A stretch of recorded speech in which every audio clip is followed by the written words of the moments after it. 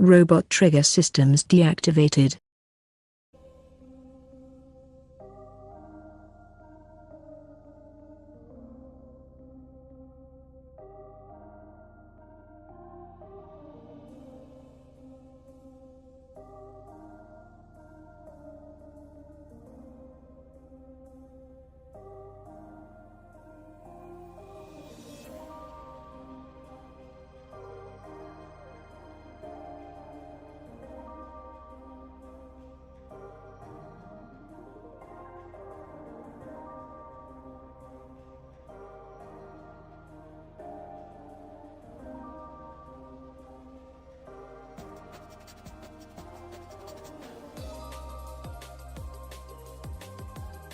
Hello. Welcome, Chaos crew member, Rene 4440.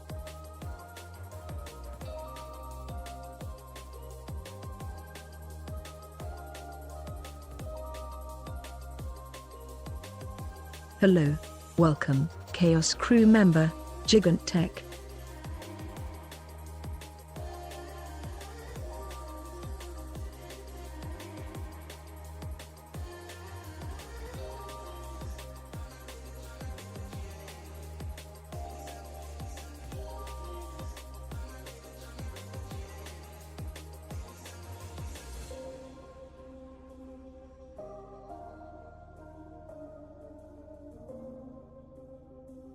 Hello. Welcome, Chaos crew member, Bunny_.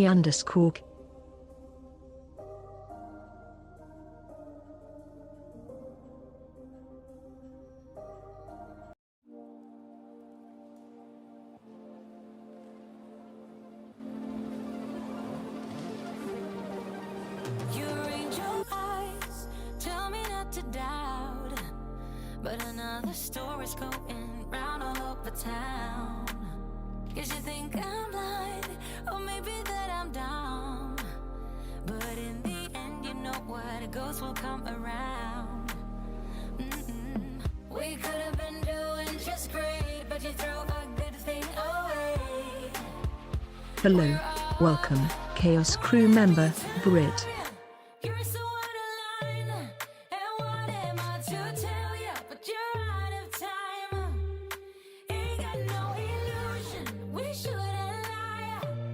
Your words they count for nothing, but you're out of time. Still out of time.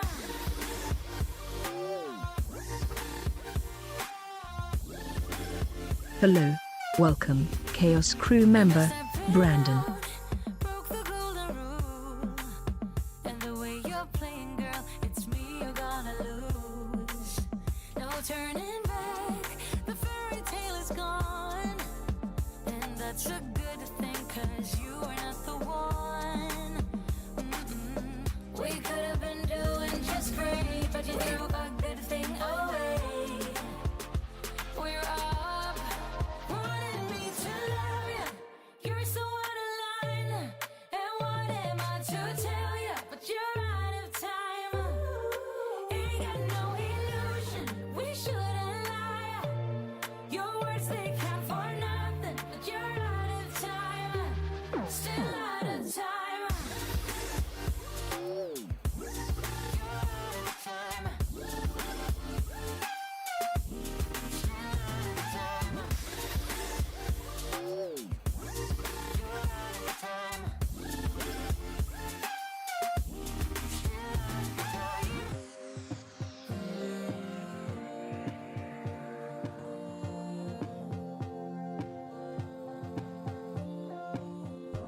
So stop with the pleading and stop with the tears, 'cause we both know in the end is here. Wanted me to love ya, you're so out of line, and what am I to tell ya? But you're out of time.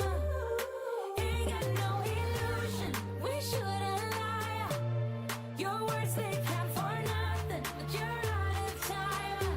Still out Hello. of time. Welcome, Chaos crew member, Phoenix Slayer.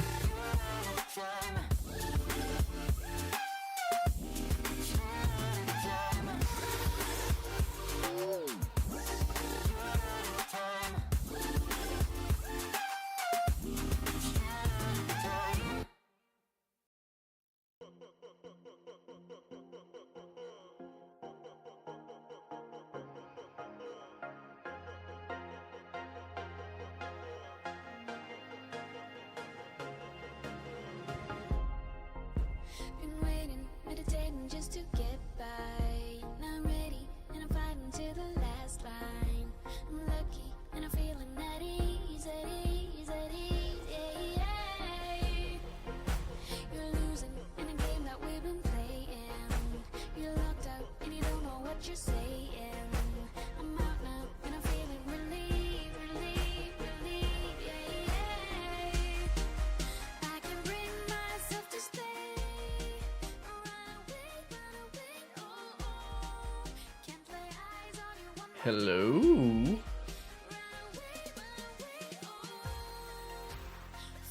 How you guys doing? Give me a second here.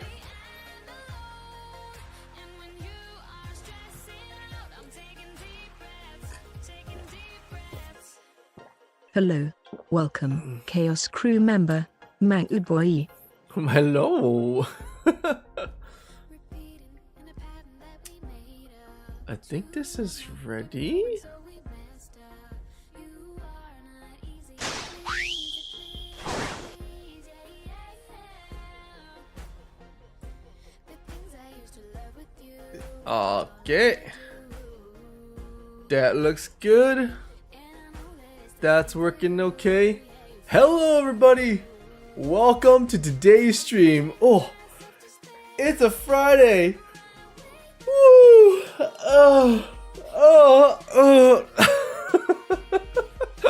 How's it going, everybody? Welcome to today's stream. How you guys doing? Oh my goodness, it's a Friday. Is the music too loud? You guys good? Maybe turn down the music just a little bit. You guys can hear me a little better. There we go.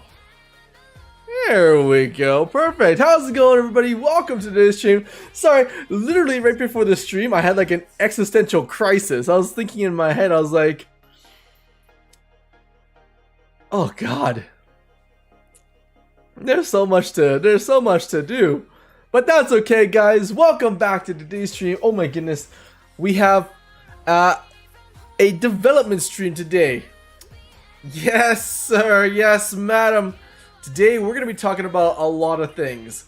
And I mean a lot, because I got notes stuck to my monitor. We got a lot of things to discuss, to figure out, to talk about, to go through. And it's going to be a great day. It's going to be one of those days where we get to expand our horizons, develop things together, figure things out, work out a game plan, and actually talk about some things that we need to get done. Okay, that's the thing. But first, let me say hi to literally everyone. Let me say hi to everyone. How's the music level, by the way, guys? Is it too loud, too quiet? Turn it up. Turn up the beat. Give me some feedback there. Gigan Tech, Hello, how's it going? Welcome, Chaos Crew member, Massacre starts. Gigan Tech, how's it going? Welcome back to the stream. Brandon, how's it going? Welcome back. Good to see you again. I hope your studies have been going well. I remember the papers you were mentioning. I do not miss those days. Renee, how's it going? Welcome back, Renee. Good to see you again. Josh Lopez, how's it going? Welcome back to the stream. Josh, we have some things to talk about today. Like dynamic force of a roller coaster. We'll get to that in just a moment because that causes issues for a lot of things. Bunny K, how's it going? New timeout lengths. That's right, we have brand new timeout lengths, moderator tools. It's coming along. It's you'll get there when it get there. Britt, how's it going? Phoenix Slayer, welcome back to the stream. Jessica, how's it going? Welcome back to the stream. I hope you've been doing well. Being engaged and all, you know, I hope you're doing well. Mango Boy, how's it going? Mr. Taco, welcome back to the stream. Kingsblade, good to see you again. It's been a while. Everyone missed some streams. Finally back. Finally back. Welcome back to the stream. King, how's it going? Welcome back to the stream. Good to see you again. As a uni student, that's so relatable. Brandon, I just like had this existential crisis right before, like literally 10 minutes before stream started. I just sat here and I started thinking about like bills and like payments and like trying to figure out like income and how much things were costing, and I'm like, I need to cut back on some costs somehow. But anyway, I don't know where that came from, but it literally just happened out of the blue right before stream started, and I was like, what's happening to me? I'm fine now, okay? Just a small little panic, but we're fine. We'll figure it out as we go, okay? We'll figure it out as we go. Iron Man, did you already eat before stream? Because we about to be busy. I did not. I got water and water. Yeah, last night was a bit of a crazy night and a busy day. So I had to move last night's things to this morning, so I got caught up in it. But it's okay, we have a lot of things to talk about. We got a lot of things to go through today. It's gonna be a great day. Okay? It's gonna be a great day. Kenny's prepared. Nope, he must be Skinwalker or something. Hey, you know what? Sometime it be good, sometime it be shit. Masker Starts, how's it going? Welcome back to the stream. Hit that like button if you like the content. Mango Boy. Chaos Crew member, Melanie. Mango Boy, thank you for the shout out. Yeah, hit that subscribe button, hit that like button if you like the videos, because today we have things to talk about. We have things like motivational stuff. We have things with kids at the hospital, updates with them. We have things like law enforcement. They've contacted me about a brand new problem that they've experienced, so we have to work on that today. We got to talk about my new training system for ultra realistic influencers. We got a lot of things to work through today, but today's a development stream. I've decided that I'm going to do more of these types of streams where we get to just talk about things. We get to broaden our understanding of things and really deep dive into how we address problems, what we're going to do, the next things we're going to be working on, etc, etc, etc. Sounds cool? Killer of Lego, how's it going? For once, I am able to join Killer of Lego. Where have you been? I hope you've been doing well. That's all that really matters to me. Welcome. I hope you've been doing Chaos well. Crew member, That's all that Mr. really matters. Mike. Okay, I just hope you're doing well. I only drink sparkling water. Sparkling water is great. Red, meow. How's it going, Red? Welcome to the stream. Everybody, take a quick pause. Welcome anybody who's new here. Red, welcome to the stream. Happy to have you here. Welcome to the Chaos Crew. Welcome to the family. Yo, what's up, party people? Karma, party people in the house. Karma, how's it going? Good to see you again. Melanie, how's it going, Melanie? Welcome. Good to see Chaos you again Crew as member, well. Killer of Lego. Did you recently make a big purchase lately? Because that normally makes me stress a little bit. Not big purchases. It like we'll get to this in a second, but it's the voices in my head, and we'll get to this in just a second here as soon as I say hi to everyone. But it's the voices in my head and that get to me. Yeah, Mr. Neo Mike, how's it going? Welcome back to the stream. Oh my goodness, turn into a dev stream. Exciting. Oh, King, we're gonna be put me in a browser and have it ready to blow your mind. Doing good. Night shift as a truck driver sucks for watching. Killer Lego. Oh, I cannot even imagine what that's like. Oh my goodness. Rumination, I know well. Okay, can I ask you guys something? Do you guys have an inner monologue? You guys have voices in your head? Or a voice in your head? Or like, what do you guys hear in your head? Hey Storm, how's it going? All the time? Welcome, Chaos Crew member, Storm of Shadows. I've recently learned that not everyone has voices in their heads. Or inner monologues in their heads. Hello, welcome, Chaos Crew member, Clonite. Inner monologue visuals? Interesting. Kenny, you seem well rested. I am well rested. I am well rested because today's stream is something that I normally do on my own, but I figured I'm going to try to shift things up a little bit. I'm going to try to change things up a little bit. So I'm going to try to do more things, more of the thinking process together on stream with you guys. We're going to work together on this together, okay? Didn't we had this conversation before, Klon? We did. But I recently learned that I'm a little different in the way I hear my voices in my head. I don't know if I've ever like vocalized this before, but there are like voices in like when I hear it, Hello. Welcome, Chaos Crew member, Wild Randomness. hey Wild, when I hear voices, it kind of sounds like it's coming from like the back left and right corners of my mind. Sir, And- you have an incoming treat stream. Thank you so much, Josh Lopez, Dev Josh Lopez, for getting Engineer A. Hainanese Chicken Laksa. Your message reads, I have an inner monologue. It says, much love. Have a super duper day. End message. Josh Lopez, Dev Josh Lopez. What is the Laksa thing? Josh, what the heck, Josh? You're way too generous, Josh. Thank you so much for the what do they call it again? Something Laksa. I don't know what that is, but we're gonna experience that together. Oh, I've never had that before. I don't know what that is. I forgot all about it. Oh, is curry soup or something?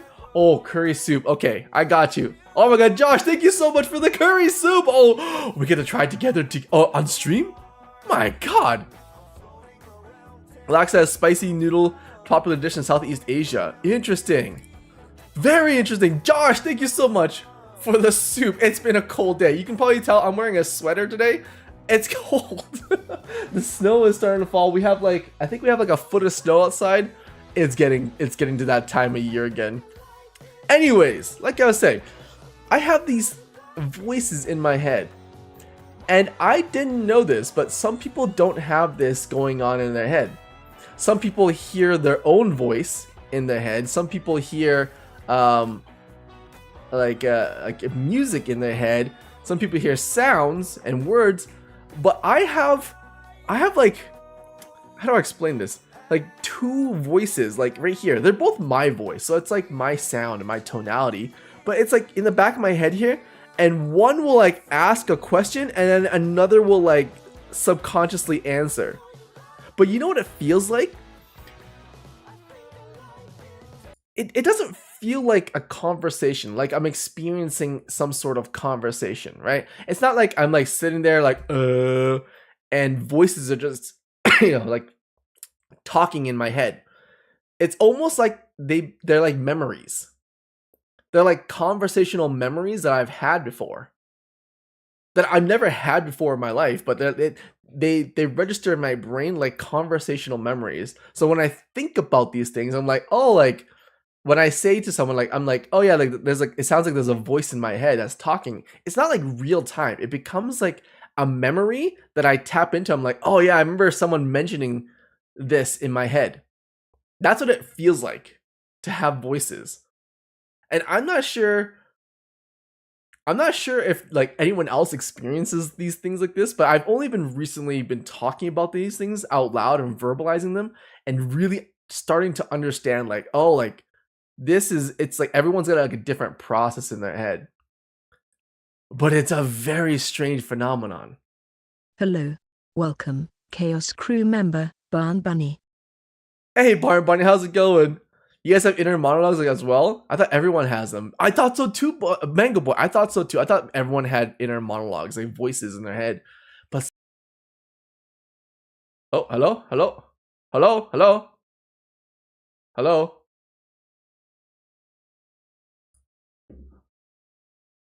Hello? I just got the notification that stream just crashed.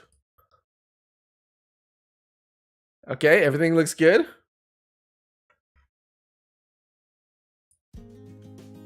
Okay, how video check? Quality video audio check? What just happened? Maybe it was just a hiccup.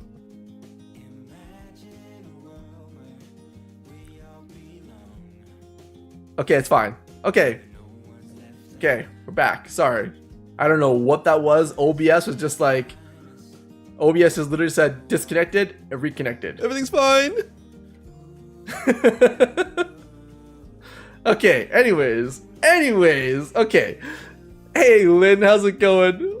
How's it going, Barn Bunny? Yeah, so I get these conversations in my head. and they register in my brain as memories. So when I tell people, like, I'm like, oh yeah, there's like a conversation that happened in my head about this. Like, I'm like, literally 10 minutes before stream, there was one voice that was like, hey, like, we're gonna be like struggling in a couple months here. Like, what's your game plan for like your finances, right? And then this one was like, over here was like, oh, you know, like, we know I need to get like a part-time job. And then that registers as like a thought in my head, like a memory that I've had. It's weird. I know. It's so hard for me to explain this to you guys, but that's how my brain works sometimes. So I was curious to know if you guys had the same butthole thing. If you guys had like the same sort of like conversations in your head. Or when I look at images, when I see something like, I'm like, a bottle like this, right? I'm like, oh, it's a nice blue bottle, right? There would be like two different conversations happening in my head where one's like, oh yeah, it would be nice if it was orange, your favorite color. And this one would be like, oh, but this one was the color of your brother's wedding and that's where you got this bottle from. That's that's the kind of like thought process that I had. Wild thing. I know, right? So when I said I had like a little bit of a panic attack before stream, that's just like what happened. It's not like that, but I have some voices. See, that's interesting. I had that, but not with voices. I learned to trust my brain talk. It's my inner monologue. It never fails me. Really? It very rarely ever works. Interesting. Tuning it out doesn't work. Okay. This is also going to be one of those interesting topics. And we have many to go through, by the way. But when you guys close your eyes, do you guys see images? Like, if you close your eyes and don't think about anything, do images run in the forefront of your mind? Do you guys get that? See, this is the cool part. Some people get it, and some people don't. Hello, welcome, Chaos Crew member, Lino. Hey, Lynn. Hey, Becca Boo. How's it going? The room has changed. It confuses me. It confuses me too. Yeah, if not focusing, it's like a kaleidoscope. Only when I'm dreaming or really absorbed in a book. You see 3D models? I can't not think of anything. That's why they see these images. I don't. Interesting. Hello, welcome, Chaos Crew member, Sunshine Shadow. Hey, Sunshine. How's it going? Let me describe to you guys what I see when I... Let me just turn this off. Let me describe to you guys what happens in my mind when I close my eyes. And I had this really deep talk with someone about this very thing, because to them, when they close their eyes, they don't see anything. It's just like they see the back of their eyelids. It's like darkness, and maybe they see the light peering through from behind their eyelids. But when I close my eyes, and I welcome you to share your experiences with this, because this will be very interesting. When I close my eyes, I see images that just like randomly pop up, and then I feel like I'm like a floating camera, and I'm like zooming into things and moving around and looking at it from different angles like this. And the object, the thing that I'm looking at, or the scene that I see, is morphing and terraforming into welcome, like Chaos different Crew member, things. Kamu Ehara. That's how I see things. For example, I'm gonna close my eyes a second. I'm just gonna describe to you guys everything that I see. Okay, and it's like it's the most random thing. I can't even. Okay, let me just show you guys. Let me show you guys. So I'm closing my eyes here, and I see a hamster running on the wheel. I look closely at its eyes. Oh, it's got red eyes. Now it's a rat. Now it's spinning around upside down. Now it's falling, and now it's piercing through some clouds. Oh, and now it just fell onto the Empire State Building. Now I'm zooming out, and now I'm looking at a small model of a small building, like a little like, and now we're moving into a museum, and I look up, and there's a giant whale in the background. There's a moon with some stars and a giant window thing, and now we're in a frying pan. Like, I have no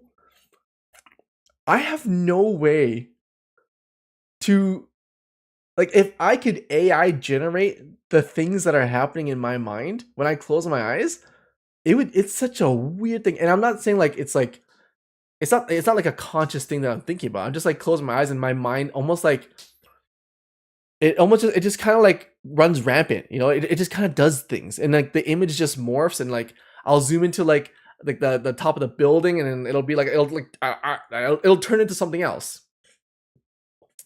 These are the kind of things I see in my head when I close my eyes. I'm impressed you managed to describe that. It's not hard. It's just like the images aren't like being processed by me. Like I'm not like mentally processing the images. So I'm literally just, it's like I'm watching a movie and I'm just like telling you what I see in the movie. That's why it's crazy, right? Your thoughts are what dreams are like, are wild, and I can lucid dream. Really? Kenny, are you okay? Yeah.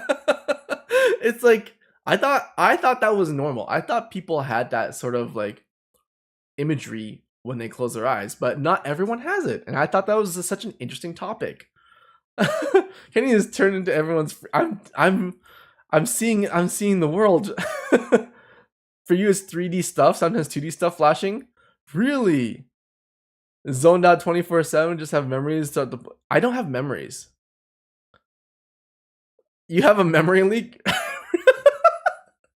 Find Josh. It really feels like memory leak. Okay, here, let me do this again. Okay, I'm just gonna sit down again. We're gonna go for as long as possible, okay? Okay, until my mouth gets dry. And I just want you guys to like get a glimpse of what is happening in my inner mind. And if you guys have any sort of correlation or relation or experiences before, like I would love to know that I'm not alone in this. Okay, here we go. Okay, we're gonna close my eyes here, okay? Okay, so I see train wheels chugging down a train track, and then now we're zooming into the smoke, and as the smoke disappears, we actually looking at an old man. He's spit roasting something over a fire. Oh, it's actually a bell, and the bell is turning, and now we're inside of a church. The church is got doves and stuff flying around it. And as I look in the background, I see a blue misty city, and the blue misty city is now a giant. Okay, now we're in the back of Godzilla. The spikes of Godzilla have transformed from the city, and he's shooting. Okay, he's shooting like a silly string or something. Oh no, never mind. Now we're transforming. Now we're in the back of a girl's head, and now we're looking at, oh, she's got a butterfly just landed on her finger, but she's got a cut on her finger. Zooming into the cut, it's actually a beehive.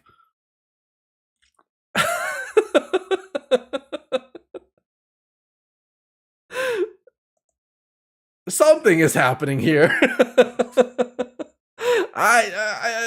And like I said, things are just morphing. It's just like they're morphing to each other.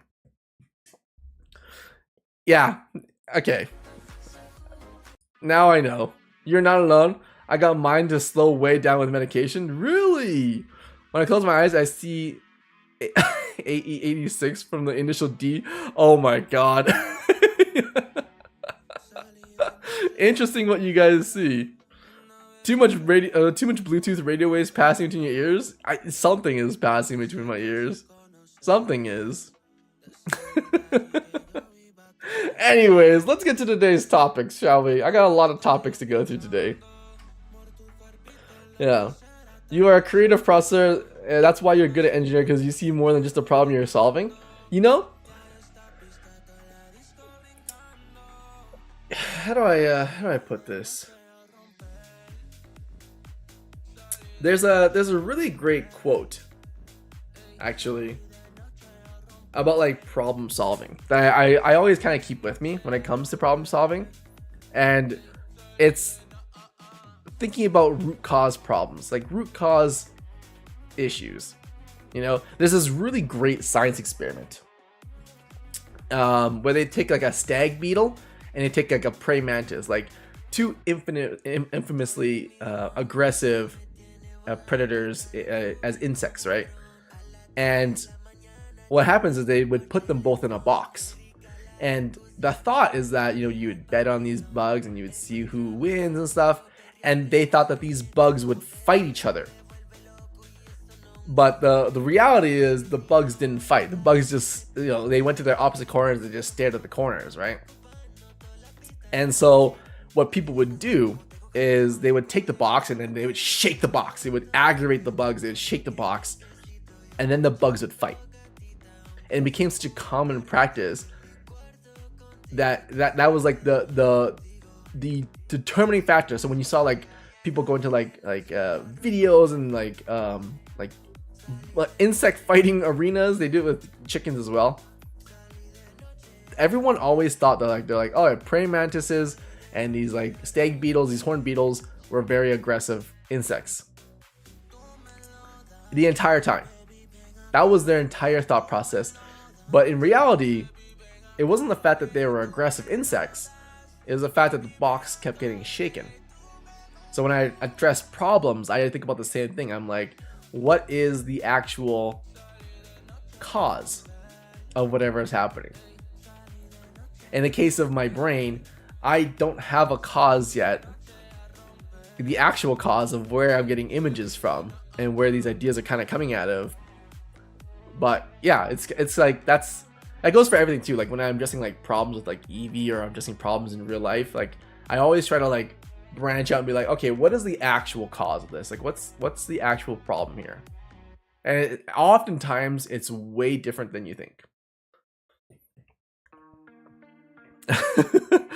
Yeah, Kenny, your brain is basically just one of those 24/7 channels that are pumping out random genres on auto. Yeah, that's what it kind of feels like, Claude. Knievel becomes human. I need a factory reset? No, don't factory reset me. Don't make me go through potty training again, please. Have you heard of Toyota's 5 Whys? Check it out. Gets to the root of problems. Toyota's 5 Whys. That's interesting. Hold on. That's interesting. Hold on. Toyota's 5 Whys. I'm just Googling it real quick. I want to see what this is all about. What are Toyota's 5 Whys? The practice of asking why repeatedly, whether the problem is encountered in order to be on. Oh, they just keep asking why. Interesting. That's interesting thought. Hold on, let me try to apply this to what we just learned. Let me apply this to what we just learned. Why am I getting images in my mind? Why does it only occur when my eyes are closed?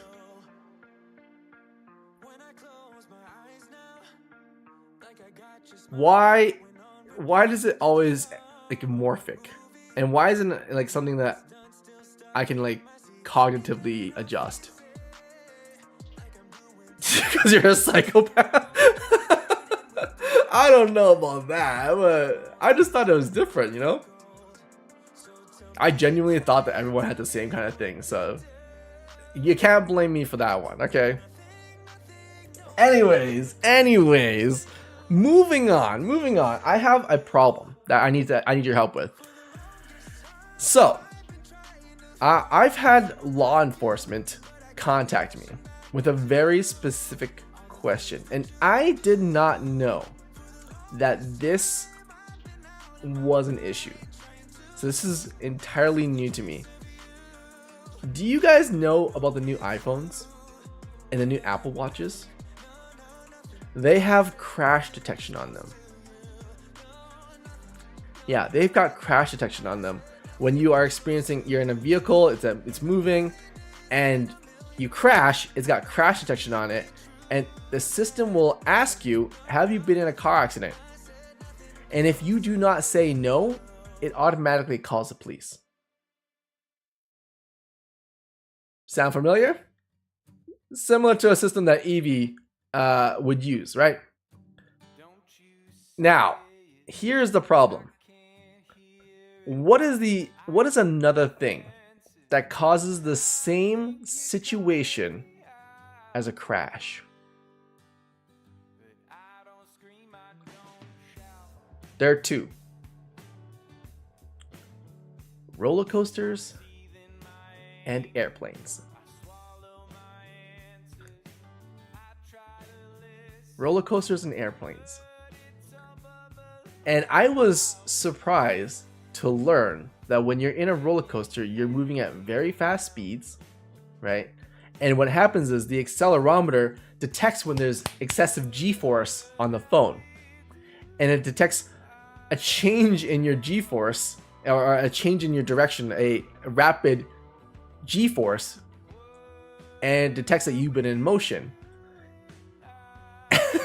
And it thinks that you're in a car accident.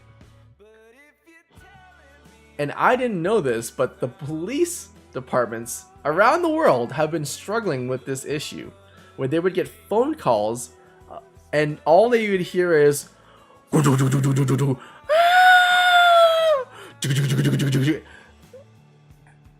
they're on roller coasters. Because the phone detects three things: motion, rapid g-forces, and the sound of crashing. These three things trigger the phones to call the police, informing them that you've been in an accident. So I've been asked by law enforcement if there was a way to circumvent this. Not only does it happen with roller coasters, it also happens with planes. I know this is very, very odd, because G-force, how it's calculated, is in a really strange way. There's a bit of a delay sometimes. Okay, there's a bit of an interpretive delay sometimes. If you're on a runway, right? If you're on a runway and you're moving to taxi to take off, right? You're moving actually at a pretty brisk pace. You're moving pretty quick. And then all of a sudden they kick on the engines and all of a sudden goes and it starts taking off. You experience a rapid change in your direction, a G-force change. And it's caused some phones to trigger and call police. Isn't that weird? So it's funny because even on like Hello, welcome, Chaos crew member Josh Lopez. It's funny because even on like roller coasters, sometimes they'll ask you nowadays to be like, hey, like, make sure your phone is off, like make sure your Apple Watch is off, like we don't want you guys calling the cops and getting in trouble. Like they have signs like this on roller coasters nowadays, and even some airlines, like especially on private airlines, they'll tell you like turn off your phone, turn off your Apple Watch, like we're taxing off. And sometimes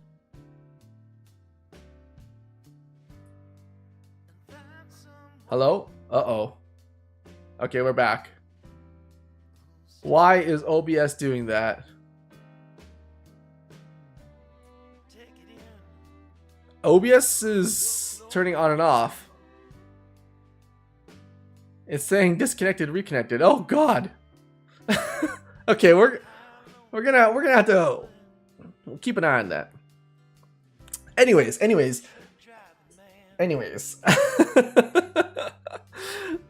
So law enforcement has asked me to look into this, you know, as like a oh, we've noticed this as like a big issue, and we wondered if there was a solution for this in the future. And I totally agree with you, Josh. Like it's something that Apple will have to solve, but I thought it was like such an interesting development from something that we thought was like a really great idea, like crash detection, fall detection, all these things. And there are some unintended consequences of developing these things. So I'm like, okay, I kind of want to use this as a means to start thinking about the protocols that we make, right? Apple developed this crash system so that people who are experiencing a motor vehicle accident could get the help that they need, right? That was their intent for this. The unintended consequences is that, you know, other situations just happen to have the same unintended consequences, right? So in the future, as we develop protocols, right? And one of you guys said this earlier, strokes and seizures versus hanky-panky.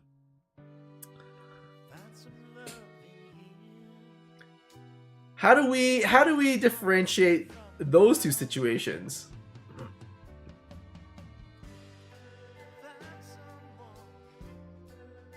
Right?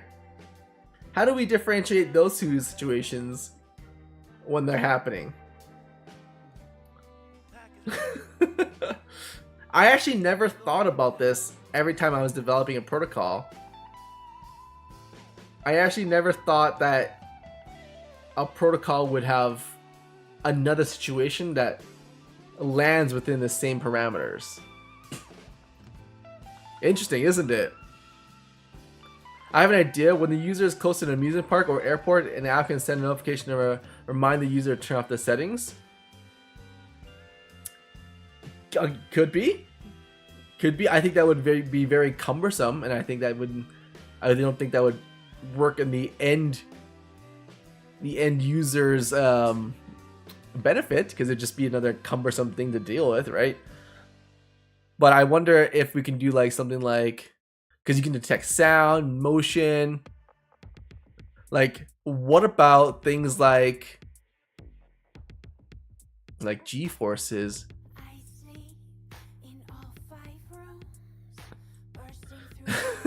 Here's an idea: take the crash feature out of a phone watch and put it in an actual vehicle. Yeah, that's the thing. That's the thing too. Like, not everyone's gonna have the latest and greatest vehicle, right? But most people have modern generation phones, right? YouTube yelling at me because I've got ad blockers. Classic. Yeah. Classic YouTube. Yeah, the classic YouTube. But that's okay though. You know what? These streams don't have ads, so you can enjoy these things ad-free. But here's my thought. Here's my thought on the whole roller coaster car crash situation, right? And we can work on building this idea out. But if the phone is detecting G-forces, it's also detecting sounds, the sound of roller coasters or car crashes, right? And it is also detecting constant motion before an accident happens. There's always like there's always a, how do I put this? Okay, how current development works is that it's an order of operations, right? So it'll say like, is this person moving? Has this person experienced a G-force?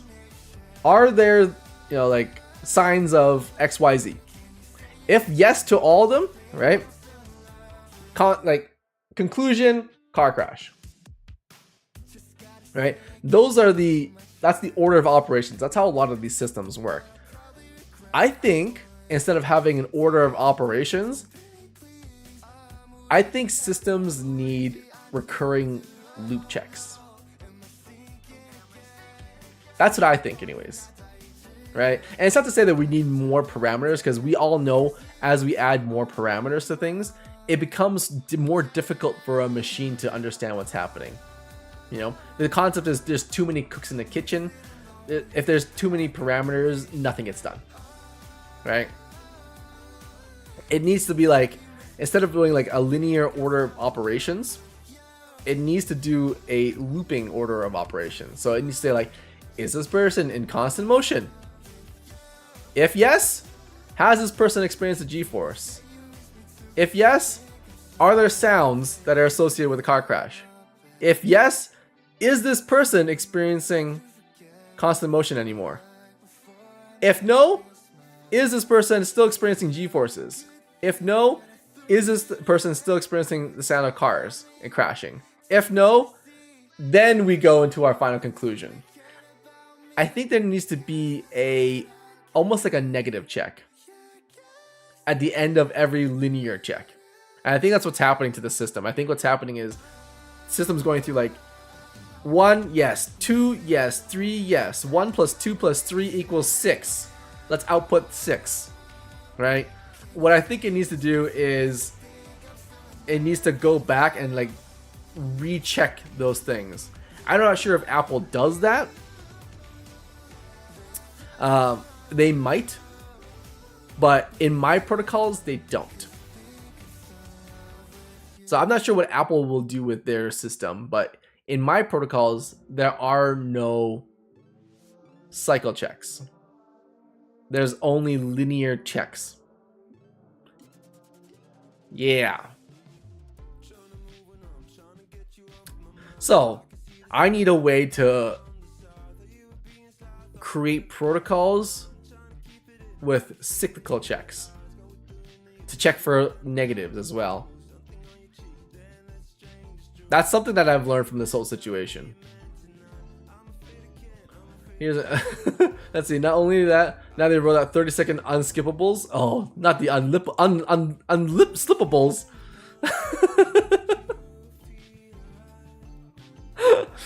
Yeah. If motion is detected after a certain timeout occurs and the user hasn't been in a crash, yeah, that's what I'm thinking too. Like it needs to like check again, and again and again. The question is, how many times do we go around the loop? How many times do we check again and again and again? Because the more times we do this loop to check, the slower the system becomes. All right, so it is pros and cons to both of these. Where we have the one that's like the linear check is like bam, bam, bam, action, immediate action, right? Super fast, straightforward. If we do a loop, we could end up looping forever. We can end up having a situation where we're like 3 minutes in and we're still looping. You know what I mean? Like there needs to be some sort of way to break out of a loop and then for the system to definitively say, this is what's happening. It's like a cron job. Yeah, it's like a cron job. I'm back. Welcome back again, Tech. What's the average time for a car crash? You know, there are two scenarios. What if I ponder you this? What if instead of a car crashing into like a cement wall and stopping, right? And there's no more movement. What if a car drives off a hill? What if a car drives off a cliff and you're rolling and you're tumbling and you continue to tumble, right? As opposed to the half a second split difference between like, you know, constant velocity and zero velocity, the change in acceleration. What if it's you're still in motion during the crash? What if you're still going? What if you're still moving, right?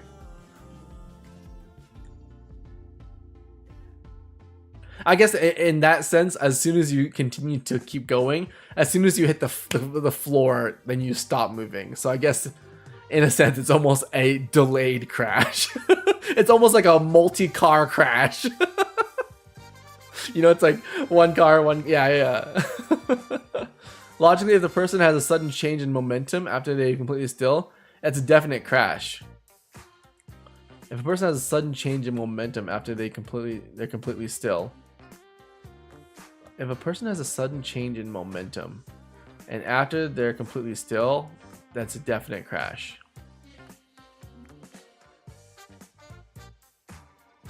I guess so.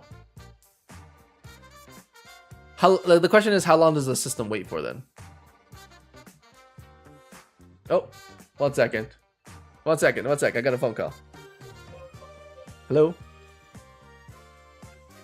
Oh, yeah, Hello. just come to the front door. I'll pick it up at the door. Crew member Alex_2 pi. Food's here. We're gonna continue this conversation because I have other things too, like AI influencer, ultra realistic images to show you guys. I got kids to talk about. We got lots of things to talk about. Food time first.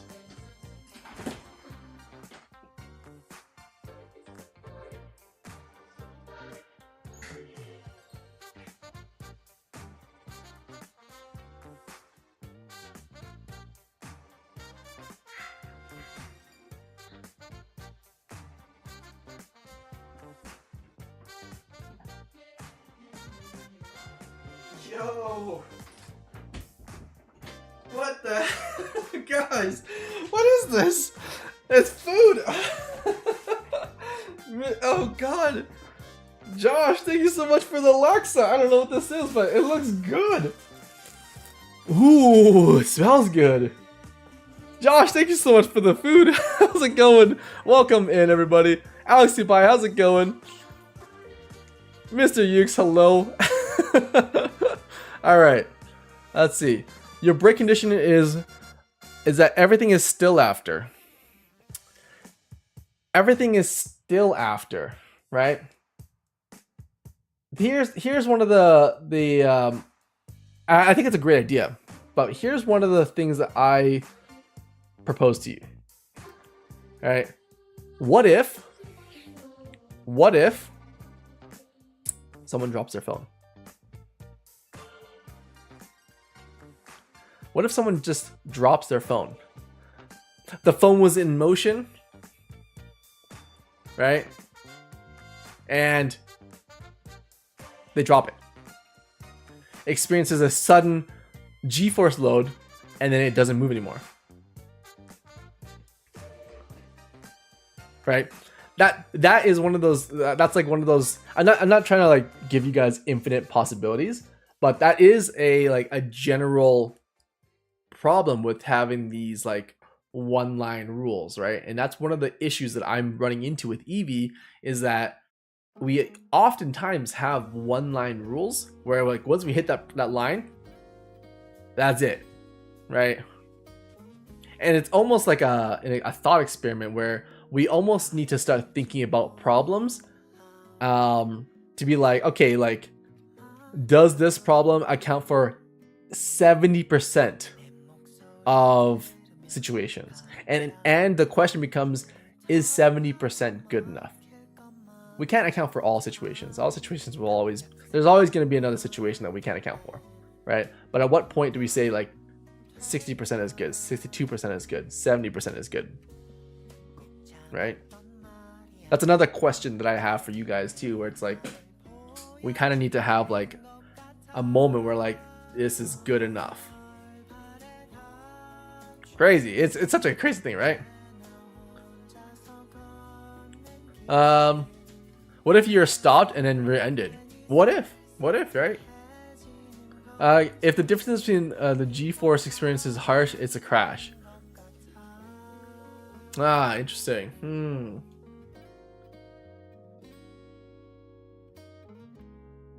Very interesting. Drool, the food drool factor. Yeah, let me crack this food open for us. I hope you like it. Josh, thank you so much. I'm curious of the difference of heart rates of people in car crashes versus people on roller coasters. Oh, Jessica. That is an interesting point, actually.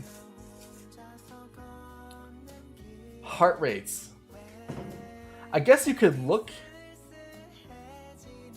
Oh, wait.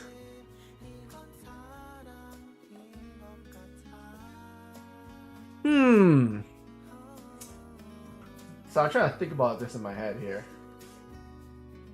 Heart rates. I guess if you're in a crash or you're on a roller coaster, your heart rate's still going up, right? You know the dumb thing about the human body? The human body doesn't understand whether it's been, the human body doesn't understand whether it's going to the gym or it's being chased by a panther.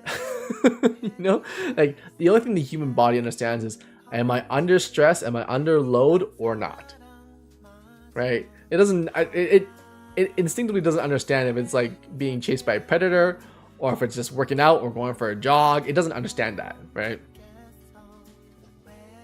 Very interesting.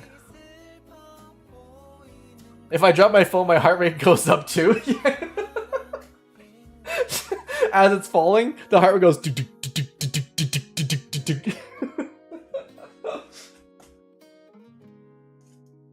What did they tie this thing with? Titanium? What the heck? If there's a name for what you're tired, just woke up, you close your eyes for a second, you have what feels like an entire dream in 5 seconds. Well, I don't know. There's a name for that? The motion via GPS is in the same place. Yeah, I guess you could check GPS, right? Oh my god, look at this soup, guys. Oh, mama. Okay, hold on. What is in here? What is this?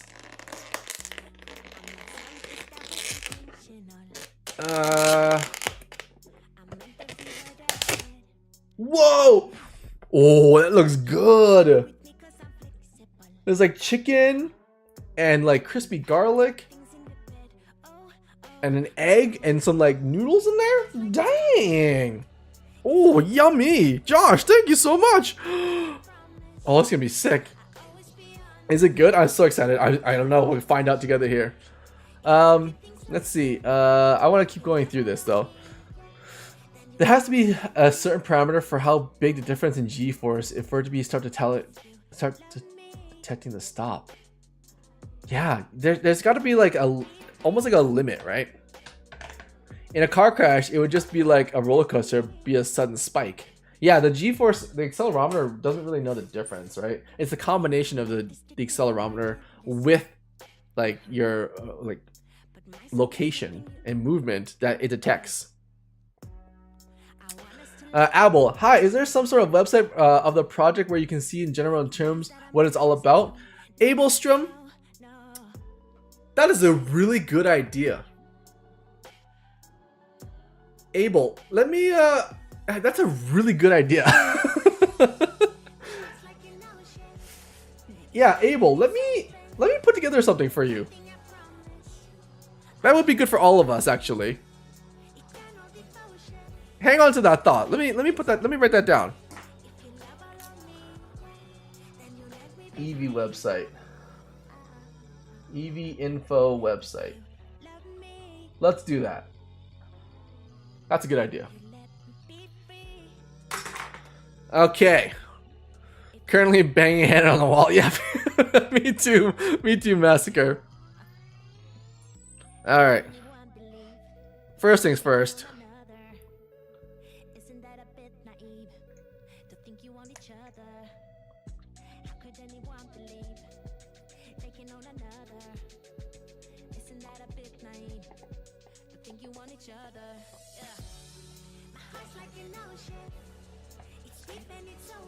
Oh my, oh shit, this is, oh shit, they gave me way too much. Oh.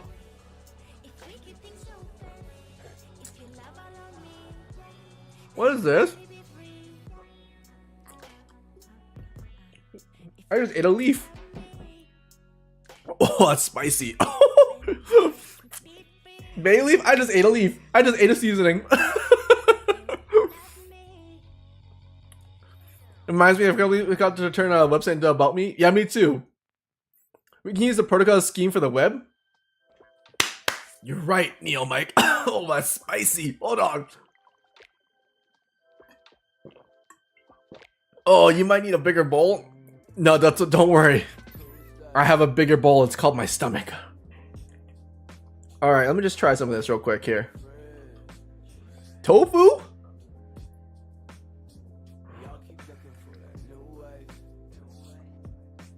Oh. Oh. Oh. Oh. Oh. Oh. Oh.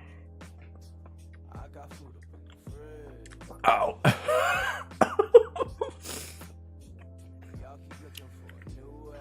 Brandon, help me.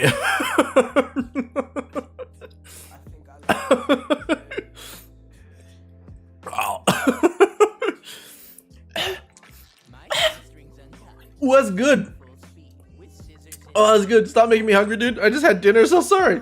Avoid making too much of a mess. That shirt will be ruined.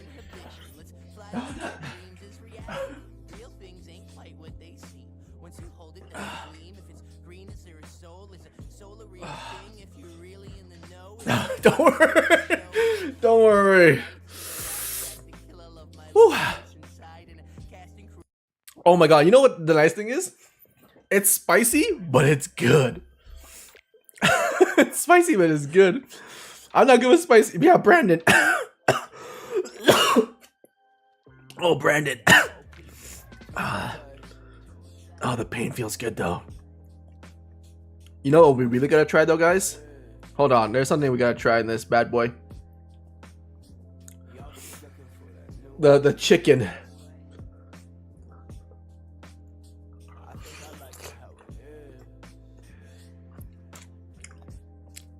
Woo!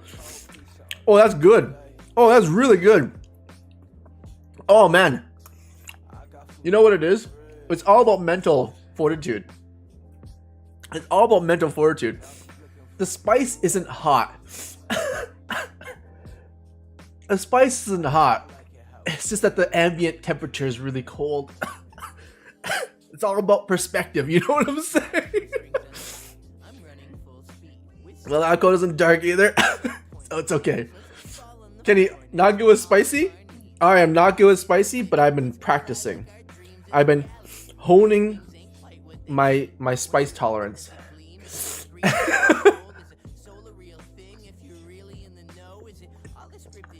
Oh. Oh. Oh. Oh. Oh. Oh yeah.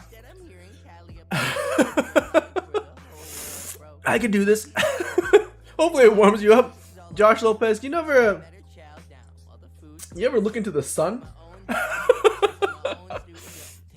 Do we need to remove from TrueStream? No, I think it's great. It is delicious. Like, look at that bad boy. Mmm.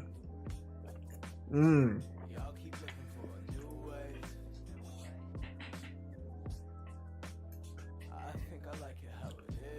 Oh yeah, it's really, really good. It's really tasty. All right. Anyways, moving on. I don't need this. I'm a professional. So, thinking about protocols, we need to start thinking about how we build in these sort of contingencies for all the eventualities, right? Do you have cooking cream in the kitchen? No. I just have sheer force of will. Oh, hold on. Oh.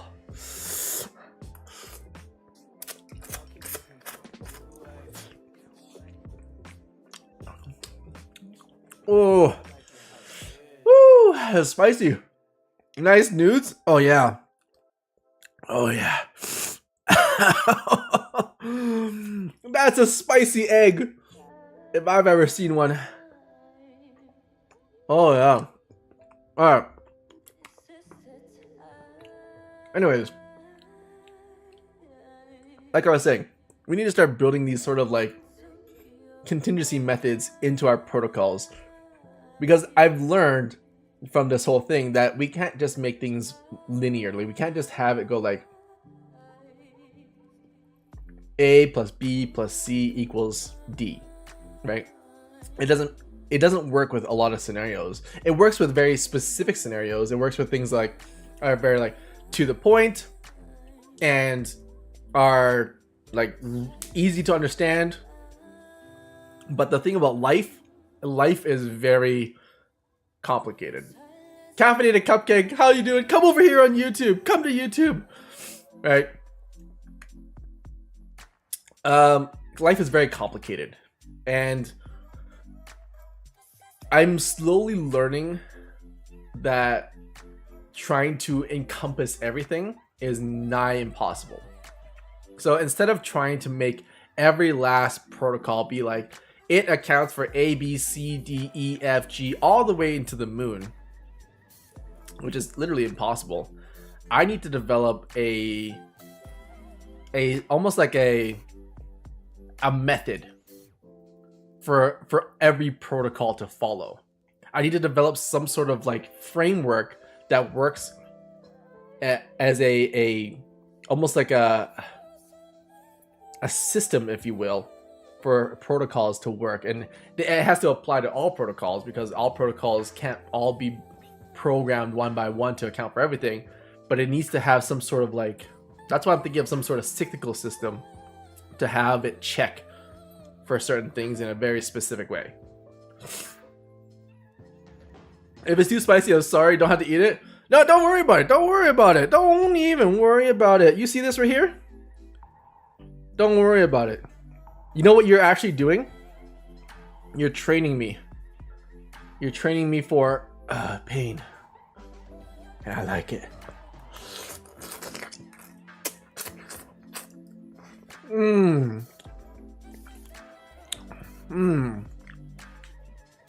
I'm one of those people. I will never let things go to waste. It's just not. It's just not in me. It's just not in me to have things go to waste. You know, I never delete anything. I never, you know, like take for granted things. It's just like one of the things that I've is like, it's just part of who I am. You know, and that's just how I am. That's just how I'm built. I saw you playing Valorant the other day. Was wondering who's your main is. My main is KO. I love KO. But although I've been playing a lot of Breach lately. It looks tasty. I'm tempted to try this when we're over at KenCon. It's tasty. It's so good. Spice is good for him. It's okay. Yeah, gotta keep me healthy. You know, like, yeah, really just clean out every orifice in my face. Oh, let me just get some of this tofu again.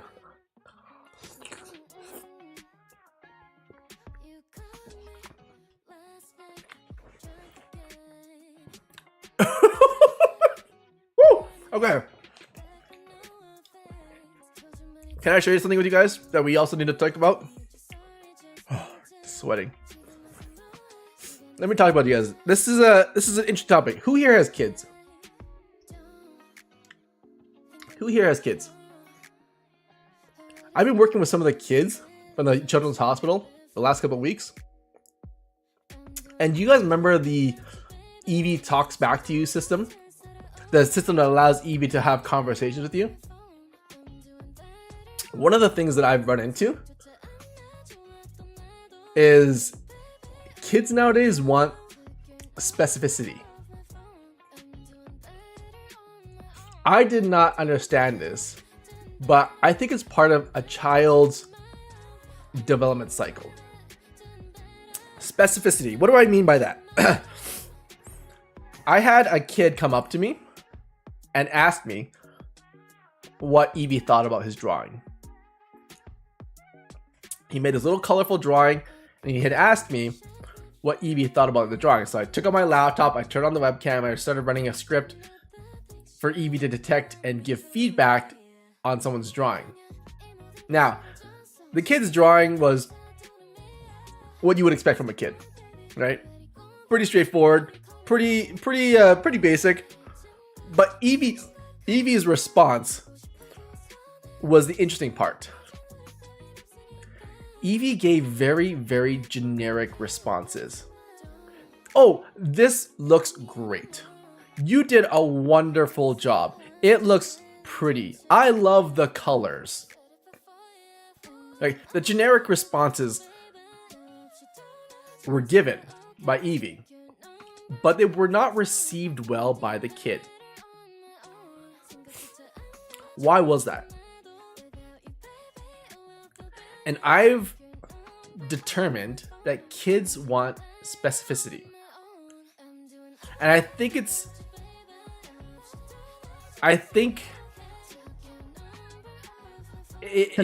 what kids are actually looking Chaos for. crew member Matt.efxart. You know? I think that's what kids are looking for. And I'm curious to see if the same thing applies to adults. You know? Because when I gave him feedback about his drawing, right? I would say things like, oh, this tree looks really nice. I like the way you did the leaves on the trees. Or you really captured the sun rays really well coming out from the sun. Like, specificity was key in this whole thing. Because he did not like Evie's responses. And when I say he doesn't like them, it's not to say he doesn't appreciate them. It's to say that I don't think he had the same sort of engagement with Evie as he did when I was talking more specifics with him. So I was curious how you guys would feel if I made Evie give more specificity. Now this does increase her inaccuracy rate, so at times she won't be as accurate, right? But she'll have more specificity, she'll have more reasoning behind why she's saying things. And I was wondering if you as an adult, which one would you appreciate more?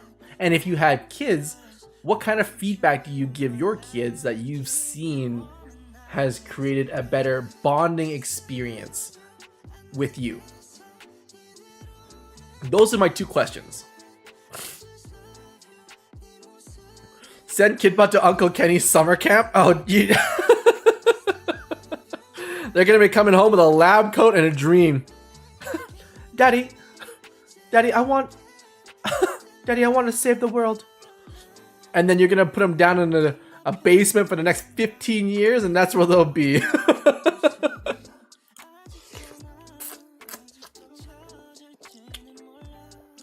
Yowza! That's a spicy meatball! Oh. Mmm. That's a lot of hot oil. Mmm. Oh wow. Mamma mia!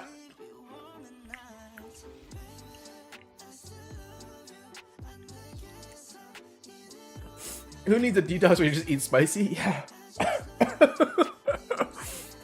Let's see. It sounds like the same sort of explanation adults give when they aren't interested. Oh, Matt, that's a good.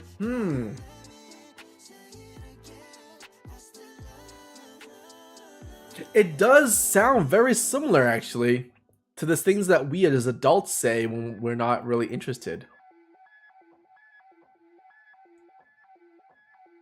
That's a very fascinating insight. With my psychiatrist hat, I say that they need reassurance all the time. Interesting, like detailed reassurance or like general reassurance. Children today are smarter compared to the past gens. Yeah, kids today are so smart. So smart. Evie didn't include any Y's in her answer. Yeah, that's what I noticed too. And I'm wondering if I need to include Y's in her return protocols.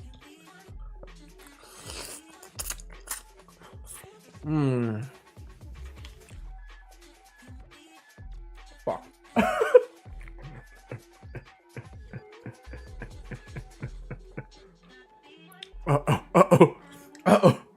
Uh-oh. I might need to change my shirt. No. How do I get the stain out? What do I do? I'm just dabbing it. I'm dabbing it. Oh shit. Okay, fine. I'll change my shirt. No, how do I get it out? Tide stick? Oh god. Oh god, is that gonna okay, fine, I'll change my shirt.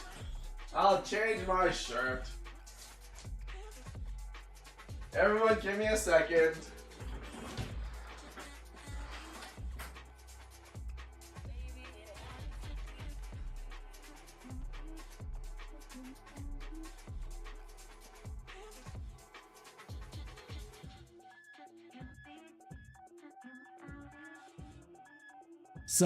Anti-dox mode activated. I dox myself so often. I ain't the sharpest dude, I'll admit.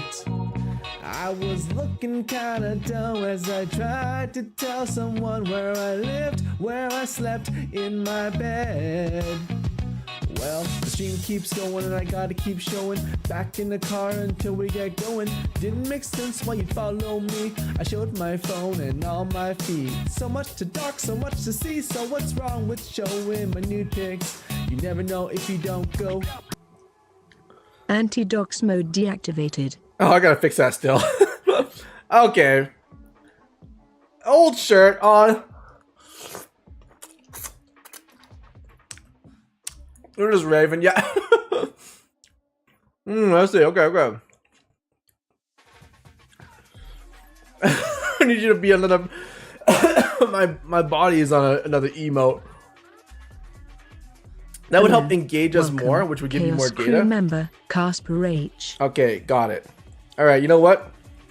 Noted. That's what we will do next time. We might try that for Monday's stream. Specificity in the responses. Make Eevee give reasonings as to why.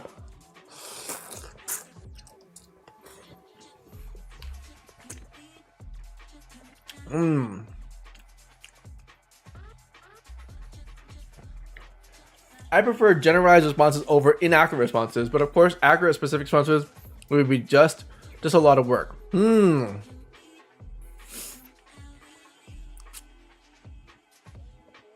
I've learned never to use but in a conversation with young person. Really? Kenny, do you use any while loops in your Python code? You know, I don't. I don't use any while loops. I use a lot of for loops. Hey Casper, how's it going? But yeah, butts. All right. Specificity. Okay. Okay. Good to know. Good to know. So this thing is kicking my butt. I'm trying to get to the nudes on the bottom because the nudes are really, really good. Maroos butthole.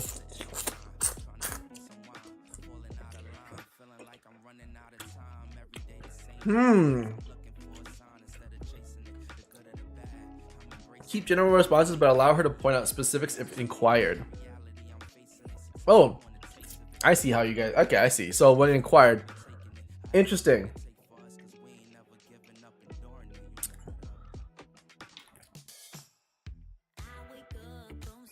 Let me just fix that real quick. Okay, so I guess I should explain this to you guys as well. The concept of memory.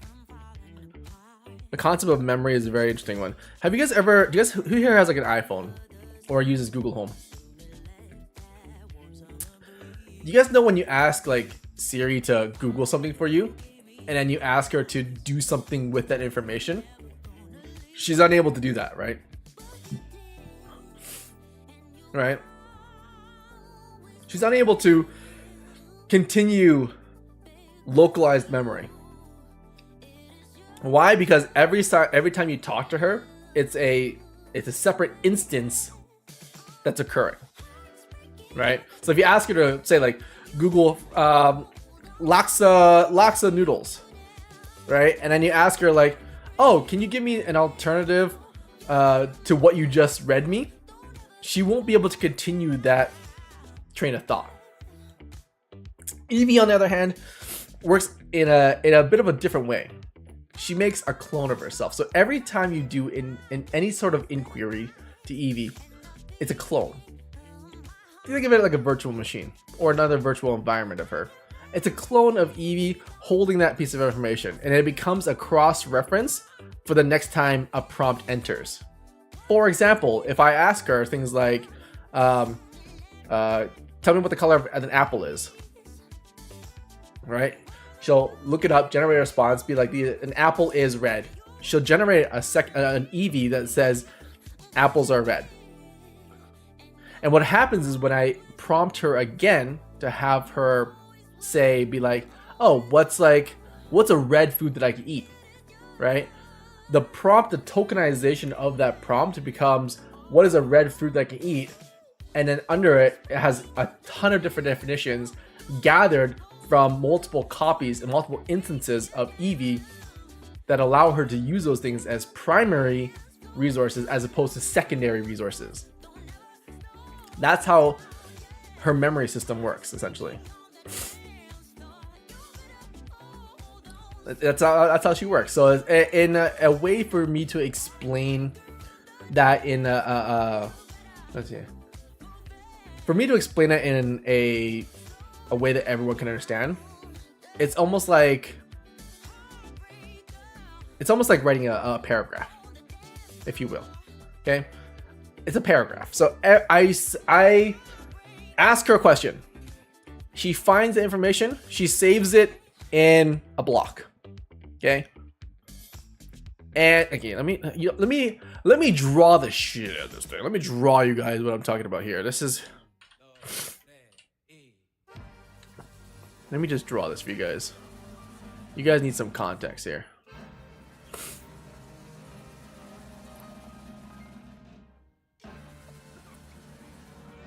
Paintbrush.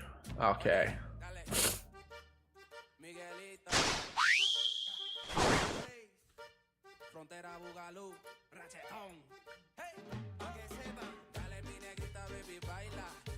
All right. So here, I don't have my tablet on right now. Here is my my inquiry. Okay, this is my inquiry. That's where it starts. That's where the entire thing starts. So I inquire to Eevee to get information, right? So this goes over to Eevee. Okay, Eevee then goes onto the web, finds that information, and blocks it in this thing. Okay, and we're gonna call this oh god, I need a tablet. I need to hook up my tablet. We're gonna call this EV1. Okay, we're gonna call it EV1. Now, when I inquire to Eevee again, right? Oopsies. When I inquire to Eevee a second time, she'll grab that inquiry. Oh god, this is so scuffed. She'll grab that inquiry,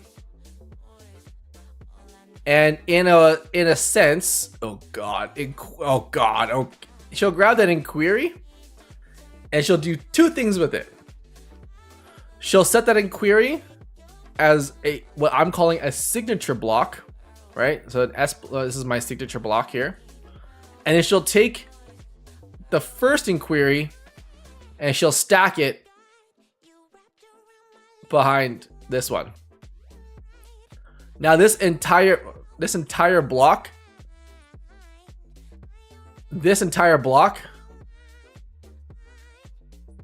is the next thing that she searches online, and she'll save that as EV2. That's how she works. So now it involves EV1 and EV2. The information gets passed on, right? Now there's a there's a reinforcement matrix that works alongside with this as well. So if I inquire for a third time, if I go for the third time for Eevee, what happens is she'll actually take EV1. She'll take EV1. Oh god, that's way off screen. She'll take EV1 and the data from EV2. And since there's overlapping information from EV1 and EV2, it gets used as a reinforcement matrix to then spit out another section that contains, call it 2/3 EV1.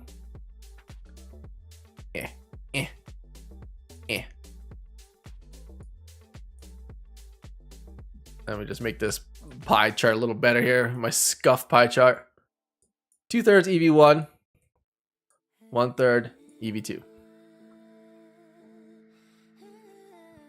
Right? So EV1 gets reinforced in the next sequence depending on what kind of prompt there is. Like there's a bit of a thing where it's like if you ask the same questions again, that same information gets reinforced again and again and again. And then that then gets saved as EV3. That's how the system works. So that's the general approach to memory. Google can do this in limited circumstances. If you ask something and follow up, tell me more. It often works. Yeah, so Google kind of uses the same sort of method as well, where they're using like lattice matrices to create artificial memory in a sense. That's how many copies of it can exist at the same time. Exactly, Alex Dubai. The prompts and the inquiries and the information retrieved is all saved and stacked upon each other. So if there are copies, right, sometimes it'll be overwritten, sometimes it'll be enhanced upon itself. So say like, if you say like, I like apples, I like red apples, I like round apples, right? Thanks, Casper. You're looking out for me, Casper. Let me grab my lab coat here.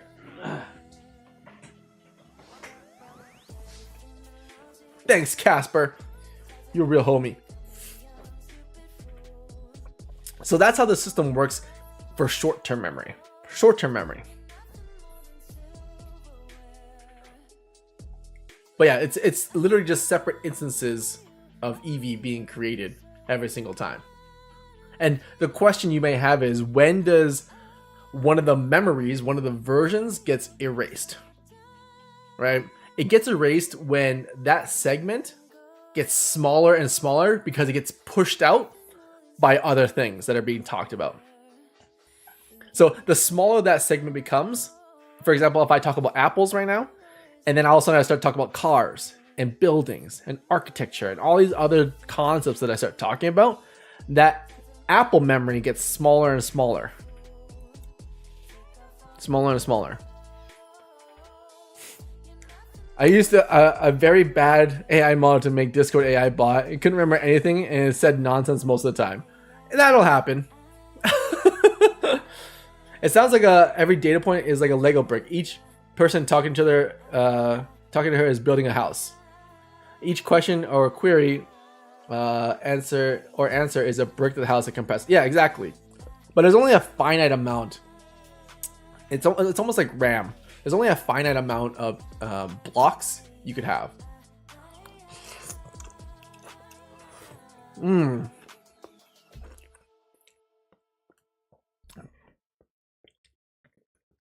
Hopefully that gives you guys a bit of an insight on how this works.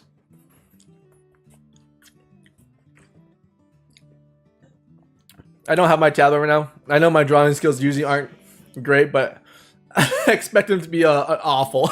Yeah, exactly.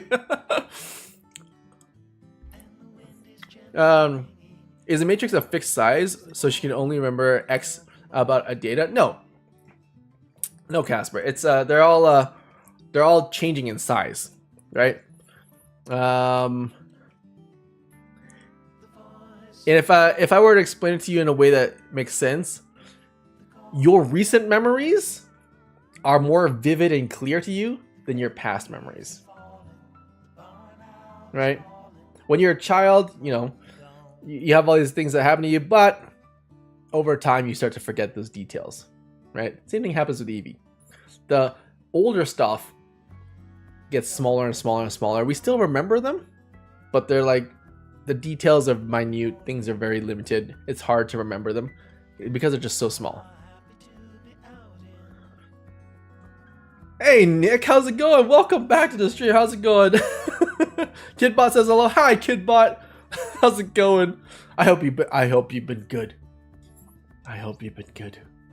I know you've been good, but I'm still hoping. She is able to decide for herself what to remember in long-term memory. Long-term memory is a whole different ordeal. Let me show you guys how long-term memory works. Okay. Let me show you guys how long-term memory works.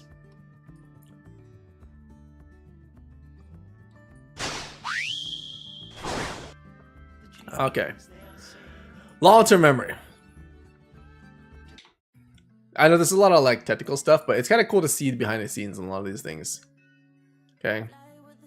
Long-term memory. Long-term memory works like this. You have an idea. Okay. And that, whatever it could be your response. It could be like a way for her to collect data or a data point. That gets stored over here. We're going to call this L1. Okay? We're going to call it L1. Now, long-term memory is one of those things where it needs identifiers. So this idea here, it could be about cars. So the cars could have, one line here, one line here, one line here. It talks about like engines, motors, vehicle transportation, and the history of vehicles, right? That memory system needs identifiers. Now, every time we build long-term memory, she'll tokenize the sentence and she'll try to disassimilate those data points into identifiers. So when another long-term memory is created here, we're going to call this L2, right? With the same identifiers happen, or similar identifiers, instead of her having to keep both of these, right, we'll actually merge these into, we'll use blue here. She'll actually merge them together into what we call LT1. Now, this process happens continually, okay? It happens continually. So say you have another memory here, another node that gets created here, and the identifiers are somewhat shared. 3 identifiers are shared, 2 of them are different. Okay? For example, what she'll do, she'll go back, she'll grab the similar ones, and she'll assimilate them into LT1, LT2, and she'll create a new one called LT3. Now you may think that this runs on and on and on and it creates so many packs, if you will, right? But in the reality is there's only so many things people talk about. There's only so many things that people require memory or have a repeated memory, right? So for example, if LT3 is never accessed for the longest time, she'll never just erase it. The identifiers will just never be accessed for it. Make sense? So LT1 and LT2 are readily available. LT3 becomes not as readily available, right? And it's only when one of the identifiers can be confirmed for it that it'll pull up LT3. Otherwise, LT3 is almost as if it's forgotten. Am I the only one triggered by wiping with a coat? Don't worry, it'll get bleached.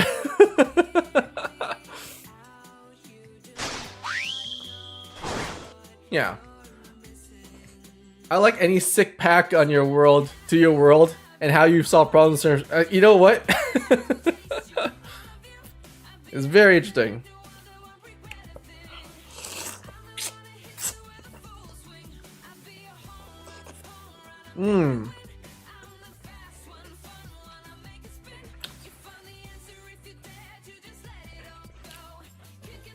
But yeah, that's how some of those things work.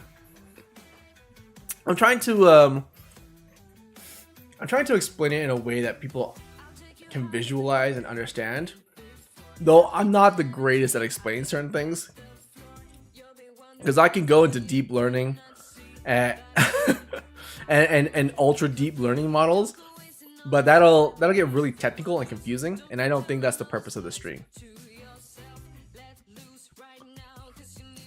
You meant sneak peek? Oh, sick pack sneak peek. Okay.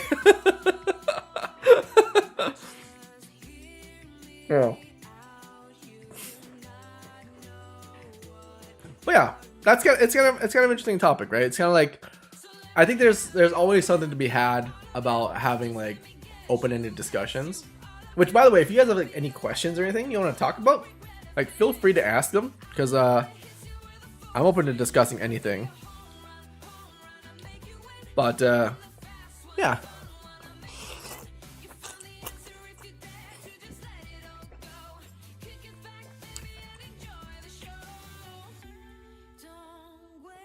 So I'm fighting the demons that are this Laksa.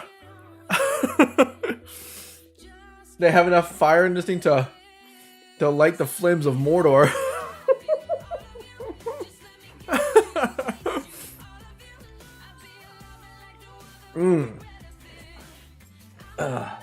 Let me see. I have a giant list of topics. Hold on.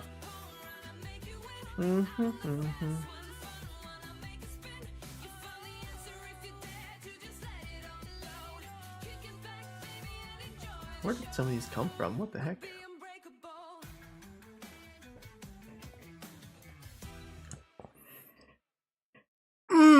Ultra realistic AI models. Let me show you guys this. This is really cool. I've been working on a system to create ultra realistic AI models. Models as in like physical models. Check this out.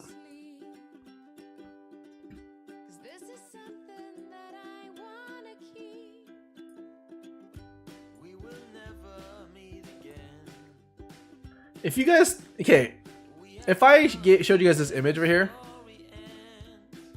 would you guys be able to tell me if this is real or not?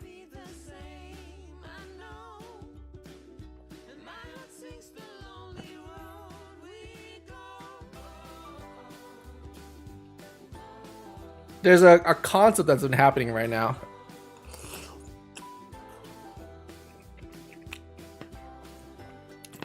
About influencers.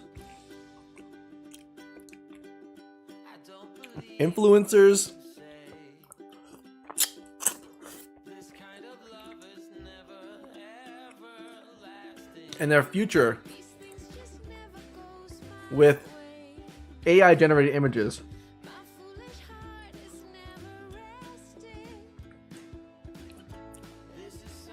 It looks fake or too much effects. Interesting. Looks AI. Interesting. Yeah. I've been playing around with this. There was a huge debate between like influencers and the role of AI in how we perceive influencers. So you guys all know that when you look at social media, it's not true, right? Everything you see on social media is like very meticulously crafted and organized and thought out and done with a purpose, right? It's to highlight someone's best life, right? And one of the problems is oftentimes people compare themselves to what they see online. And by the way, you should never do that, because everything you see online is completely fake. Everything is like, especially nowadays with AI systems, completely fake. Like everything can be generated and you wouldn't even know. Someone could be living the most grandeur life in the most perfect life, and you're comparing yourself to them, and it's completely unrealistic. And that's one of the things I was trying to tackle, was to see if we could tackle social norms. You know, so many kids nowadays, when they see social media, they're like, oh my god, I need to be successful at 25. These people look gorgeous and they have all these money and they have all this stuff that I want, and they're living their lives, they're traveling around the world, all these things, and people judge themselves, their own lives, based on what they see online, and it breaks people down. Especially kids nowadays. It literally makes people depressed. And it's almost like impossible sometimes to determine the difference, because some of these AI models put out images that are so realistic, you're just like, it's so hard to tell sometimes, you know. So yeah, that's one of the things I wanted to see if we could address, because I think there's something to be said about self-esteem, you know. I think there's something to be said about people's self-esteem, and it's like, how do I put this?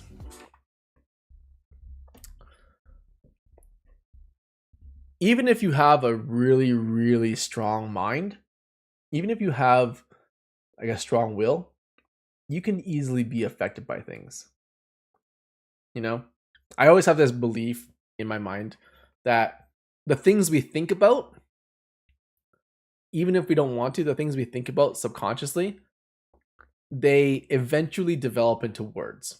You know, like we start talking things, we start bad talking ourselves, we start like doing like negative self-talk to ourselves, and then words eventually become actions, and that can manifest itself in like how you feel, what you do, how you feel about yourself, how you view yourself. And that cascading effect applies to all of us. Even if we think we're like immune to it, we're not. And it's hard for people to separate a lot of things. It's hard for people to compartmentalize, you know, these ideas. And we eventually let them bleed into our day-to-day lives. And that's kind of what happens with social media, you know? We see all these things on social media and we think that it's real, or we get envious or jealous or whatever the case may be. And even if we don't like talk about it or do anything about it, it manifests itself at one point in time. And it's important to remember that, you know, like things on the internet, things like on social media are not real. And I wanted to use this hyper realistic AI generated images system to kind of highlight that, to kind of bring that to light, to try to show people that some of the things they see on the internet are not really what they're like, and that you should not judge yourself and compare your life to what you see on the internet, because sometimes it's simply just not true. It's simply generated by an AI somewhere. So yeah, don't let it affect you guys. If you guys are ever struggling with this, don't let it affect you guys. I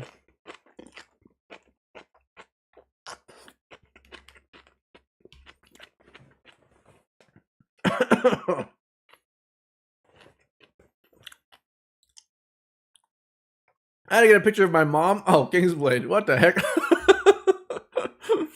It's bad with deepfakes, that's for sure. Yeah. Karma, talk about things we want to ask. I had an idea to get a Chaos Crew tattoo around KenCon. I thought it'd be cool for those who want to join to get one as well. You want a Chaos Crew tattoo? It better be a good ass tattoo. It better be a good ass tattoo. Is there any way there would be a time during that to make it happen? Interesting. You know what? I'll think about it, Karma. I'll think about it. That's an interesting idea. Wait, what's the answer? Was it real or fake? That was 100% fake.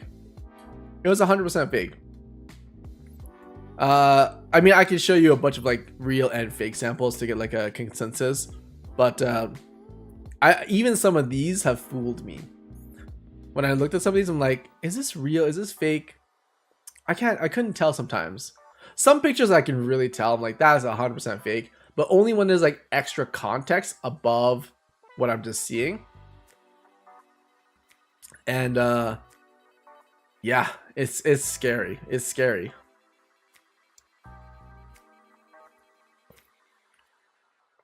I don't know if you already talked about it, but have you seen a new Google? Oh, Gemini? Oh my god, Gemini is interesting.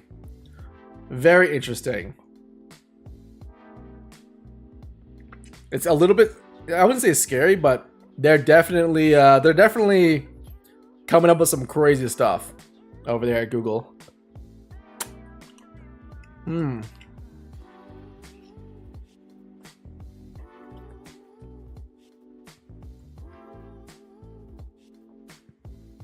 I saw a thing where women were a lot better at detecting fake women AI pictures than men. Really? Women are better at detecting fake women. Maybe because women are always judging each other. Maybe because women are always scrutinizing each other. I guess men scrutinize each other too, but maybe not as much. You finished 7th grade? Hey, welcome to the 8th grade.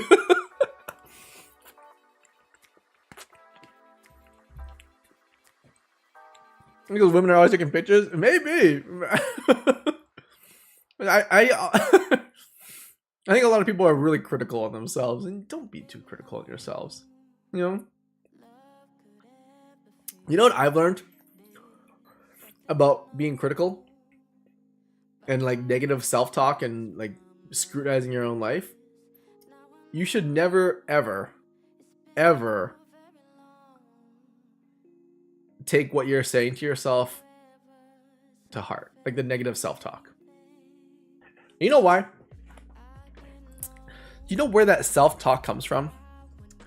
The self-talk comes from a person that knows you better than anyone else, knows all your lies, knows all your weaknesses, knows everything about you, where to poke and prod, where it hurts, knows every dark secret about your life.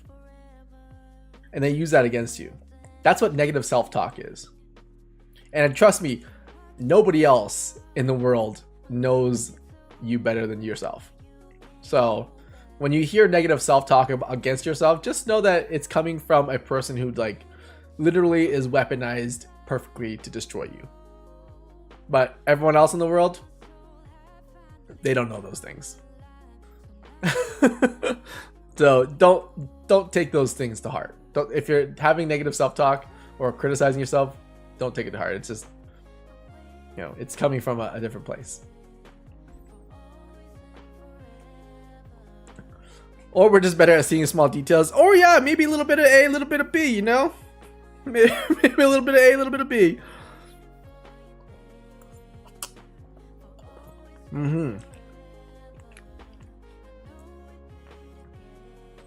It could be possible, possibly be because women have a greater need to protect themselves. Yeah, maybe. Maybe. Maybe. You gotta go. See you later, Kerbodot. I bet Google knows more about me than me. Yeah, I think so, Casper. Therefore, this fight with yourself is not fair and should not be treated as such. Yeah, it's not fair at all. You know? I have negative self-talk a lot too. I try not to, but I get a lot of negative self-talk as well. And I've slowly started to learn that it's completely one-sided. It's not fair at all. You know, I destroy myself limb from limb, particle by particle. And I'm fighting a losing battle, you know? So the most important thing is just to be kind to yourself.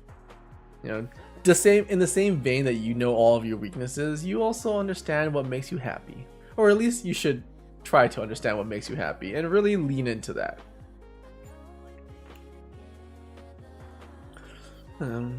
Most people make up things to hate themselves. They forget they're wrong about most things in general, and they don't know what the hell they're talking about. Yeah, there's a lot of things that go on in our heads.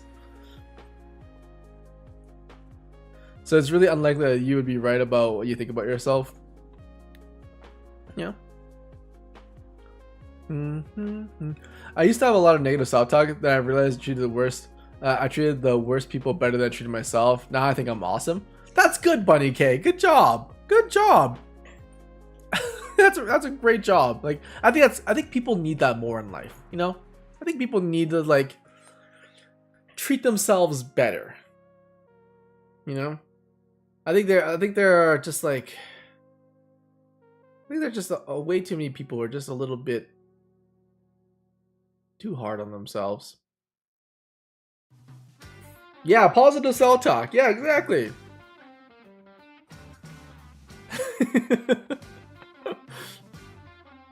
Most self-criticism wouldn't pass the peer review. Yeah. You know what I used? Okay, I'll tell you guys this. I don't know what the heck I'm listening to anymore. So I used to get a lot of negative comments on tons of videos. Like out of 1,000 comments I would get, it would be like maybe 150 of them would be negative. You know, they would say things like, "Oh yeah, you need to lose some weight," or "Your hair looks ugly," or "You have a giant forehead," or like "You look like Elon Musk," or like all these like things, or like they'll be like, "Oh, this is so stupid." Like there's a lot of like negative things out there. And as an engineer, I have this massive need to try to fix everything. I have this internal quest to try to correct things that are wrong. And I've since learned that there's a better way to handle those things. You know, I've started to learn that just because there's a negative comment doesn't mean I should answer it. You know? That's what I've learned. And you know what the greatest thing that came out of that? And you guys can use this too for your own lives. If you ever see negative comments, re-change your perspective into thinking of it as resources. I know this is gonna sound really bad, but like anytime there's something bad that happens, think about it as resources. And the thing about YouTube and the thing about TikTok, it's all about engagement. It's all about engagement metrics, right? So like if someone likes something, if someone dislikes something, if someone leaves a comment, those are all engagements. Views don't matter that much. They matter, but they don't matter that much, right? But engagement matters. And I used to think of every negative comment as a person that I needed to address as a person. Every comment needed to be something that I spoke up about to correct, to fix, to change another human being. A huge no-no, huge no-no. What helped me move forward was to think of it all as resources that I could make use of.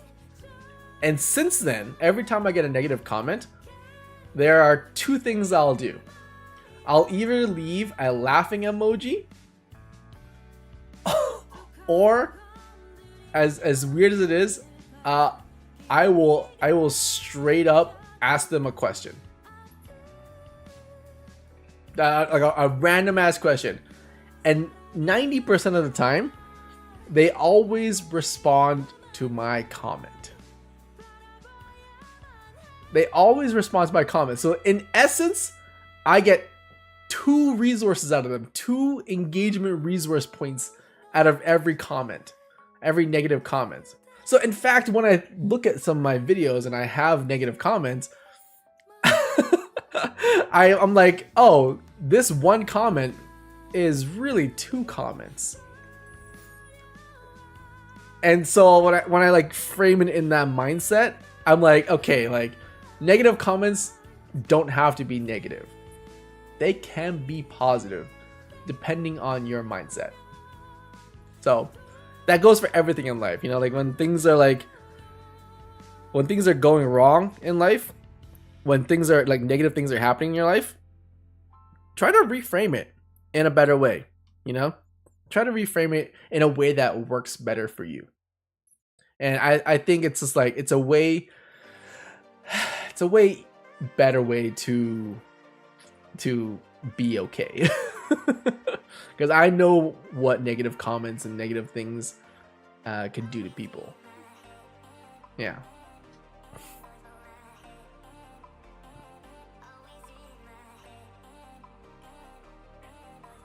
I always expect a lot more from me 24/7. Oh yeah, me too.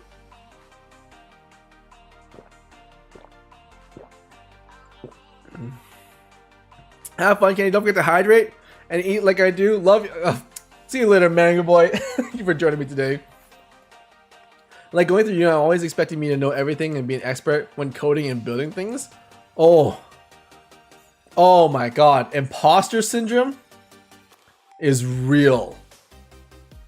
Holy, imposter syndrome is so freaking real.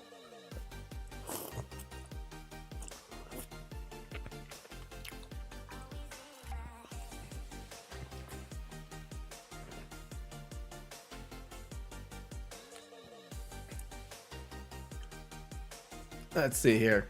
I really don't see that. You look like Elon Mustang. You don't look anything like him. Yeah.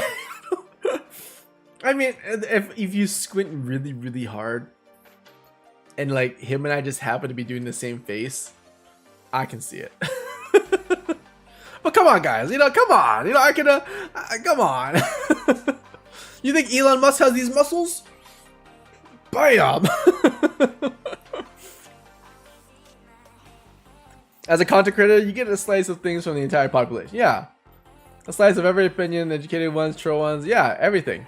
I get you get to touch everything. Not everyone, just everything. Don't touch everyone, okay? Don't do that. Yeah, the seven head. Yeah, it's the brain.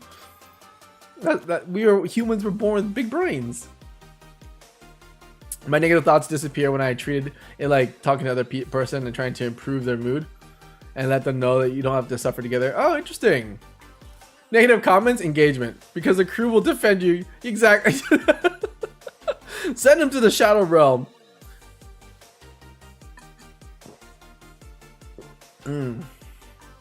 Some TikTok people put their troll comments on the screen and talk about something completely different. Yeah, there's so many things that happen in life, and I just like, I stopped letting those things get to me, you know? I stopped letting those things start dictating how I feel, because that's like, when you let someone else take control of your emotions and like dictate how you feel and like cause you to like react in a certain way, it's like you're not even living your own life. That's the scary part. In fact, it's like being a slave. Actually, no, it's worse than being a slave. You know, because in life, the only person that you can really control is yourself. You can control how you feel, your emotions, what you do. Like, you can control yourself entirely. But when like you give other people the power to influence how you feel and what you do and what you know, like how you perceive yourself, yeah, that's like giving away control of your own life. That's horrible. I can see it. I squint really hard, turn around, I can see it. Casper, right, Casper? All right, Casper. Now I need you to squint at Elon's bank account and squint at mine, and hopefully it'll transfer over.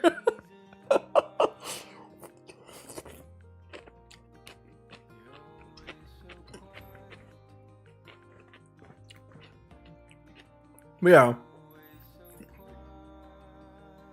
Don't let other people affect you that way. Ooh, I have a question for you guys. Who here watches shows they've already seen on repeat?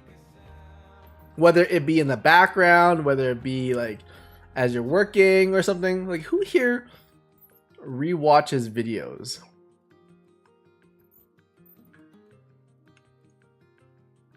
Gravity Falls? Only a couple of shows? Interesting. I find myself rewatching old shows and movies more than I do watching new stuff. Do you guys get the same thing?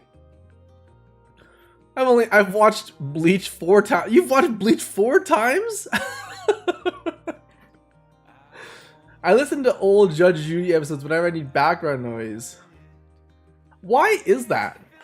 Why do we prefer to have shows we've already seen over new ones?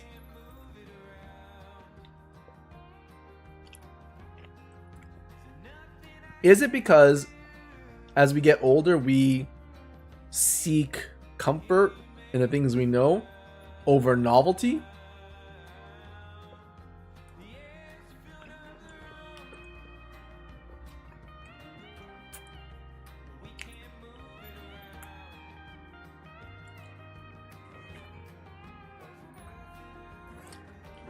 It's a comfort thing.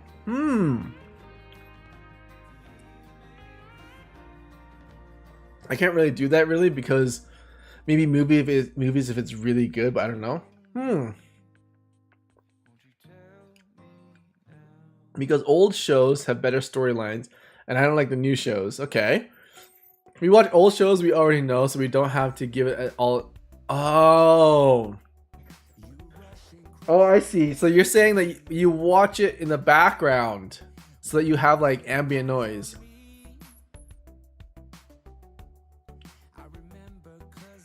Very interesting.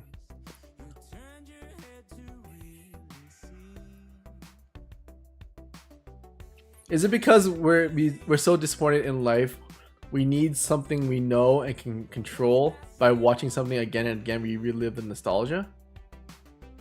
That's an interesting theory. That's a very interesting theory, actually. I mean,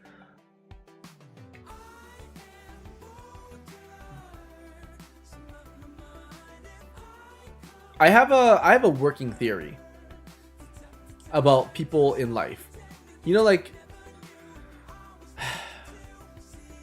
and this might be one of those like reality moments. But I have started to think that people who like smoke and drink and do all these things in life, all that we fill our lives with all this like extra garbage in life, I kind of feel like it's like that only happens when we're not living our best life. You know what I mean? It only happens when we're not living our best life. We're not chasing our dreams. We're not doing something that engages us. It's like we're living a lie, and we're trying to fill our lives with all these things that aren't really good for us. You know? And I've noticed this when I'm traveling and I'm doing something that I really enjoy, or I'm really like into, or if I'm really like, engaged with. I don't need filler.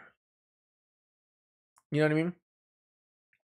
And I notice with like movies and stuff too, where like I'll be working on a project, and if I am not 100% like sure and engaged and enjoying what I'm doing, I need to put on background music or background noise, like a movie or something. And that's when I start to think, I'm like, why do I need something to fill the gaps in what I'm doing? And I think it's because I'm not like entirely into what I'm doing. Does that make sense? Yeah. That's my new working theory. I enjoy watching new anime, however, with the way anime is pretty much recycled. Interesting. Drown out the tinnitus.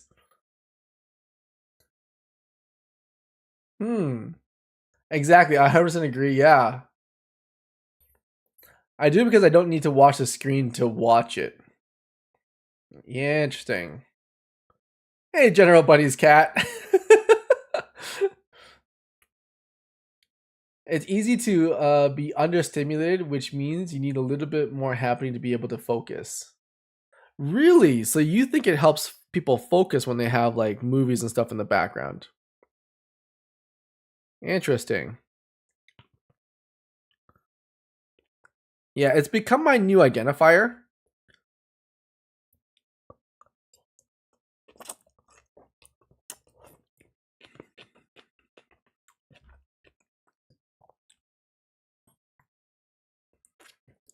I'm folding laundry as I watch the stream. Now, which one is the background filler? Iron Man.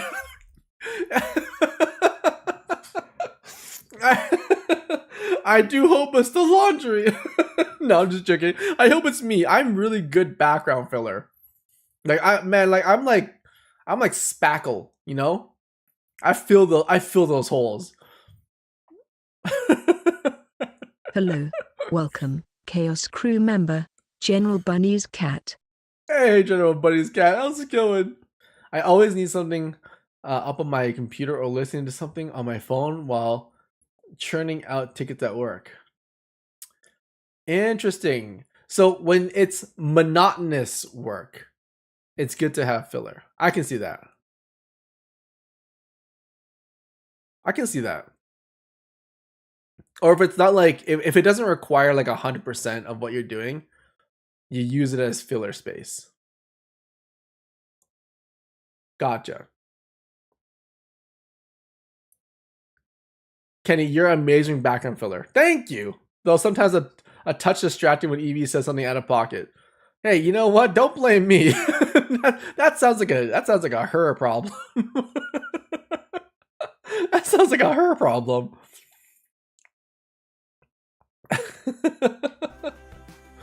For me, the sound of the background is a constant struggle due to my ADHD. Randomly start focusing on what's playing in the background, completely distracting me from what I'm focused on. Yeah. But at the same time, when I turn it all off, that moment I suddenly can't concentrate at all. It suddenly stops. Really? That's a very interesting thing. Yeah, I've noticed that too, where I'm like, if I'm not like 100% into something, whatever I'm doing, it's almost like my brain is like subconsciously reaching for a distraction. Right? It's like slowly my brain's like, this is so boring. I know I had to do it, but I just need a little extra distraction. It kind of like branches out. That's what I feel like. Cordova Labs, thank you for subscribing. Welcome in. Not even monotonous. I had a ticket that needed a lot of brain power, but having something in the background let me take little breaks to recharge without full stop start. Yeah. It's like a minor micro distractions. It's very interesting.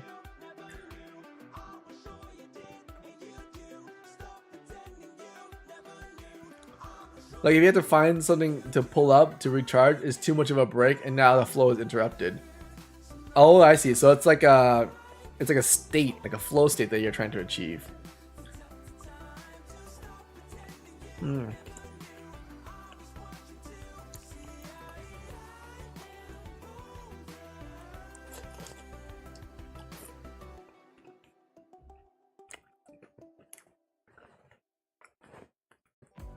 It's Saturday for you guys? Oh, happy Saturday! Music is what I always turn to get focused. Music is my everyday help so that other noises don't annoy me. Be it at work. Okay, I see. So music is your way of honing in. Your good background filler always helps me the concentration of my editing. Nice! Yeah, I mean, there's tons of things I can talk about. I can be the filler for your life. You know what? Okay, let me tell you guys the story. Let me become the filler for your lives. All right. My neighbor. This is a life lesson moment. My neighbor used to always, when it snowed, he would always use a leaf blower to blow away the snow. It didn't matter if it was a foot of snow or like 3 snowflakes. Didn't matter. He always went outside and used a leaf blower to blow away the snow off his sidewalk. Every day he would do that. And a little speck of snow, he's outside blowing. And I always wonder, like, why does he do that? You know, like for me, I let it build up a little bit and then I shovel it off. And it's like it's a once every 2 weeks kind of deal. But he goes outside every day. And I was always curious as to why he did this. And eventually one day I saw him blowing the snow off of his sidewalk. And I was like, oh, there's like barely any snow, but I guess that's what he does. So I went to go ask him. I was like, hey, why do you always like blow the snow off like every day, even if there's like a tiny bit of snow? And he gave me like life-changing advice. He said, oh, you know, it's It's about the things we do every day that matter, that make a real difference. And I was like, okay, like, I guess if you know, blow the leaves every day or blow the snow every day, it'll be easier later on. And I was like, oh, okay, so just like, so that you don't have to like do one big shovel. And he's like, no, it's a way for you to practice. It's a way for you to practice daily little things. You know, he's like, and his analogy was like, if you're, say, being a bodybuilder, right? If you're a bodybuilder, if you work out in a single day and you do 1,000 push-ups and 100 sit-ups, you're not gonna get the body that you want. Even if you spent 6 hours in the gym, you're not gonna have a six-pack. You're not gonna be ripped. You're not gonna be anything, right? What you need is to work out every day, even just for a little bit, for a long time. You need to be consistent with it. You need to go to the gym every day, work out a little bit, and slowly over time, your body will change and you'll get the results you want. Same thing with brushing your teeth. You know, sure, you can go to the dentist every year and they're going to clean your teeth. It's going to be great. You're going to be fine. But what's really going to keep your teeth healthy for a long time is brushing your teeth twice a day, every day for the rest of your life. That's the secret. And he's like, blowing snow isn't just about the snow. It's about the practice of constant small progress, consistency with it. And he's like, I've been doing this for the last 20 years of my life. I have never once picked up a shovel. And I see all my friends shoveling, and they all have broken backs and sore lower lumbars. I have never once picked up a shovel in my life to shovel snow. And I do this every single day. And I thought to myself, what an interesting idea. What an interesting concept. And so I started to apply it in my day-to-day life, where instead of like doing these and you guys know this, I used to do like all-nighters and these big things all at once. And you know, like streams would be crazy every day.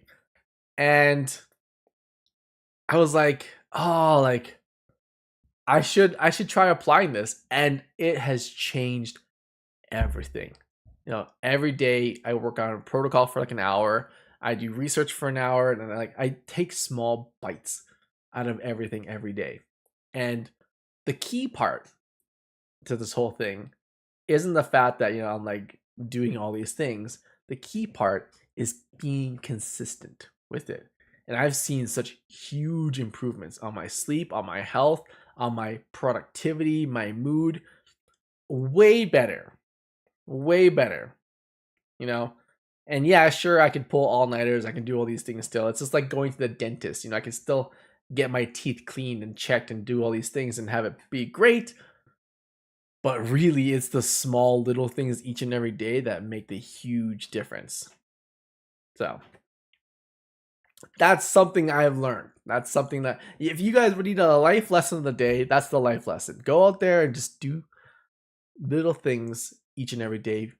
Don't worry about why or the how or the end result or anything. The point is to be consistent with it. And when you're more consistent with things, things will happen. At a certain point, you're kind of too old to continue pulling all-nighters. I can pull all-nighters all night long. I can pull all-nighters all week long. But it's not like, it's not sustainable, first of all. And it's not what I really want to do. It doesn't help me in the long run. That's a I was thinking he would say his wife struggled with mobility just in case he wanted to go out in the car or something. Yeah, you know, sometimes people don't have like super intrinsic reasons why they do things. Sometimes they're really basic. You know? Sometimes they're just really simple ideas. Oh my goodness, this meal came with so much chicken.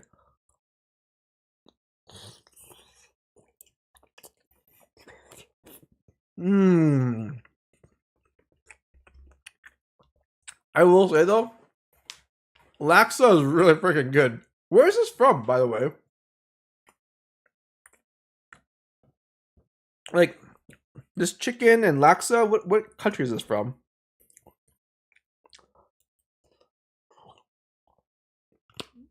Is it Indonesian? It's got to be Indo. Mmm.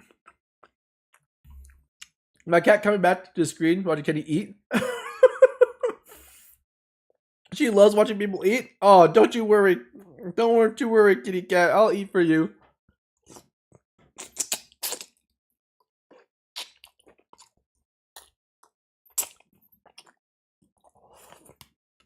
Mmm.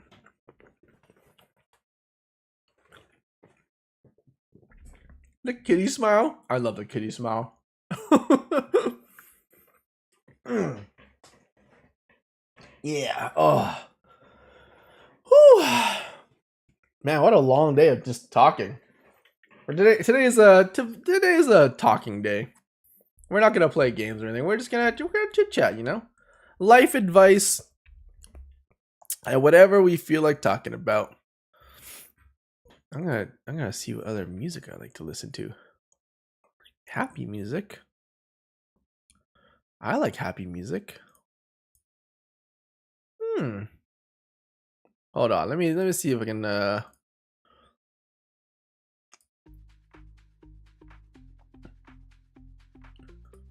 what is this? K-pop?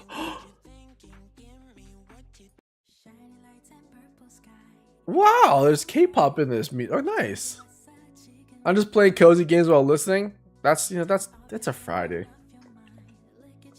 That's a Friday.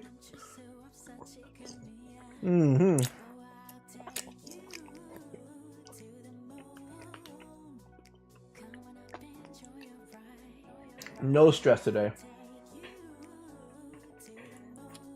You know what I've learned too about stress?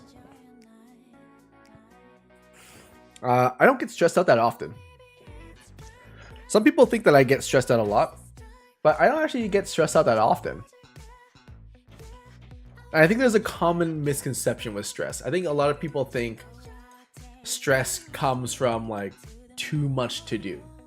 You know, I think people think that stress comes from having an abundance of responsibilities and things that are just like overwhelming. I don't think so. I don't think stress comes from having too much hard work. I think stress comes from,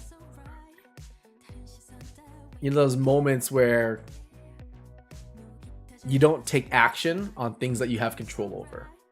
I think that's when stress is like more prevalent, and I think that's when stress comes out, and I think it's when people become stressed, right? Not the fact that there's too much to do, but the fact that they're not doing the things that they need to do, that they have control over. That's stressful. That causes stress. Ugh.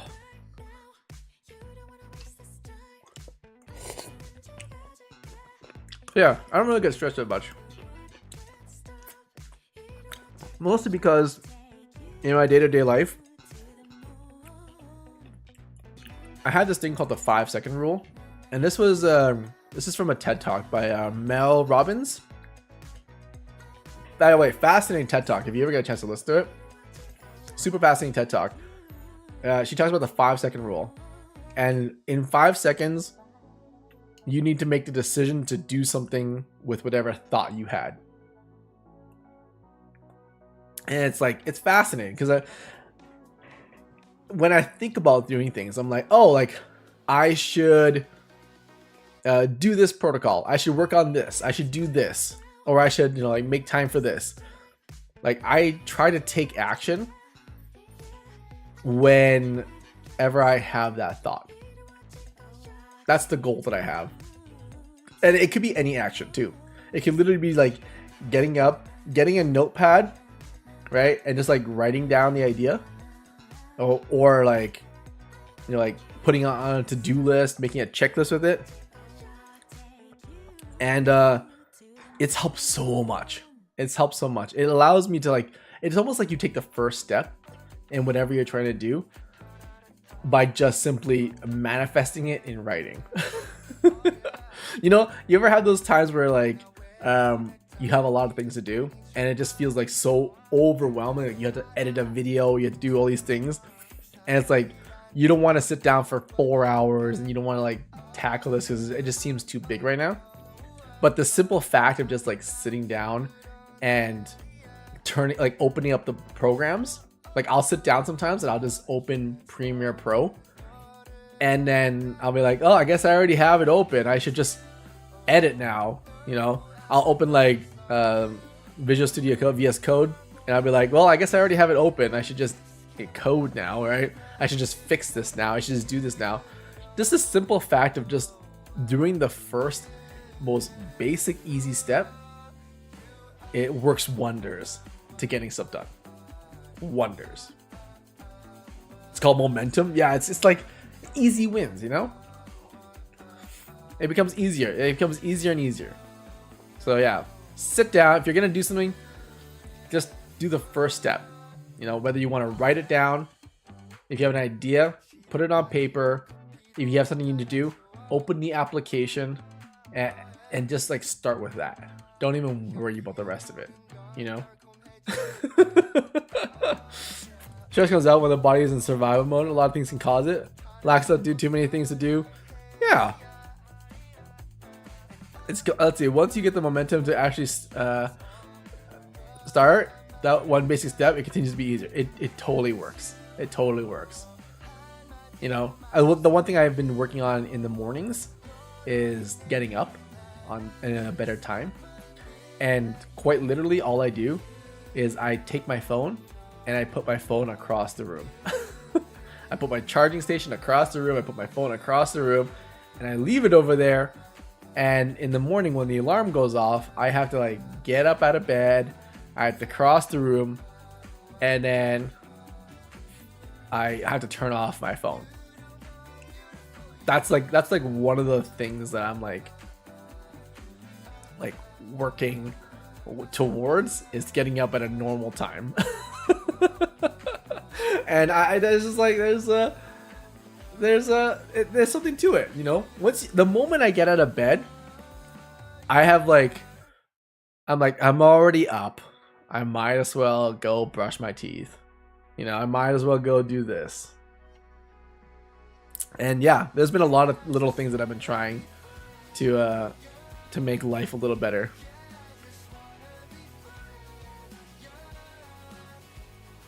If you get working 60 to 90 seconds after waking up, it's meant to improve productivity. Really, Brandon? Interesting. You know what else I've been trying? And you guys can try this too, by the way. This is like something super easy we can all try. Breaking out of routines. So often we have this routine, especially when we're like unproductive, unmotivated, lazy and stuff. We almost develop a routine to be unproductive. And one of the things that I've learned to try to do to break out of routines, that like bad habits that I've developed, is to do things I never usually do. And my one trick to all of a sudden changing my unproductive mood is to brush my teeth with my left hand. I usually hold my toothbrush in my right hand and I brush my teeth, right? But when in the mornings when I'm feeling unproductive and lazy and like I'm just like, don't want to do anything, I will actually brush my teeth with my left hand.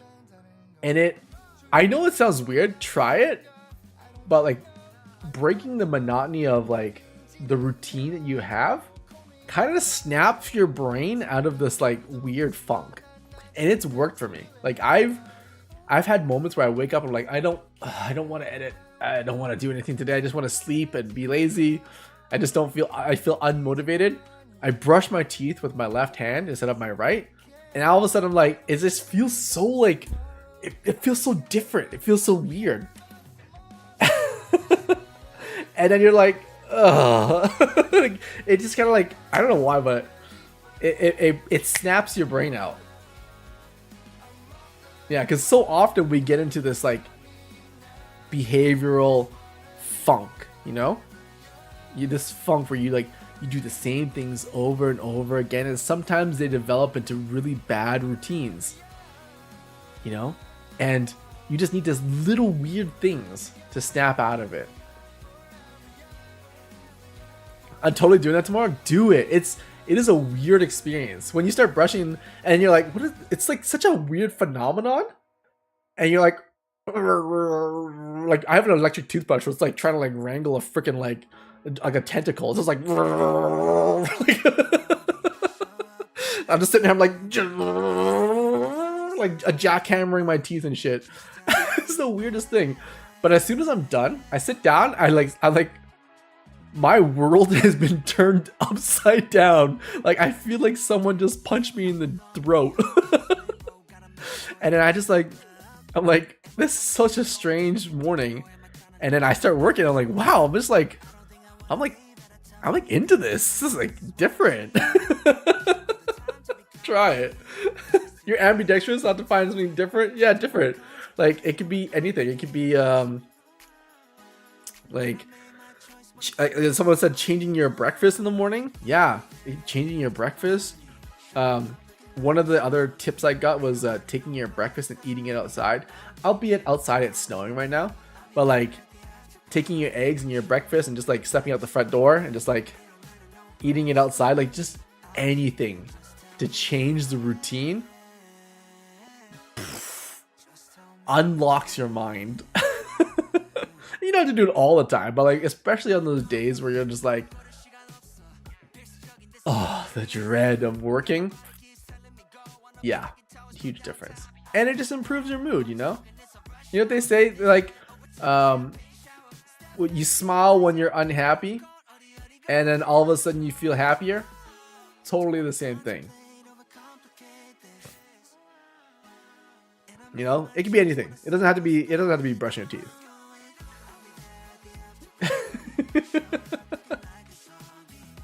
Yeah, just be different. Change it up a little bit, you know?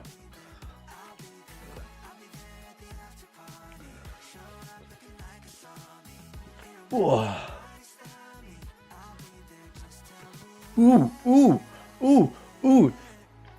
You know what else has helped me a lot in my day-to-day life?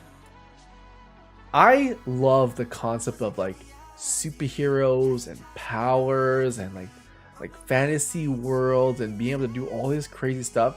And recently I've started to think of myself as a main character in a novel. Let me explain. If I were to give you the opportunity to have the ability to shoot fireballs from your hands, you had the superpower to shoot fireballs from your hands, I personally would probably train that ability every single day.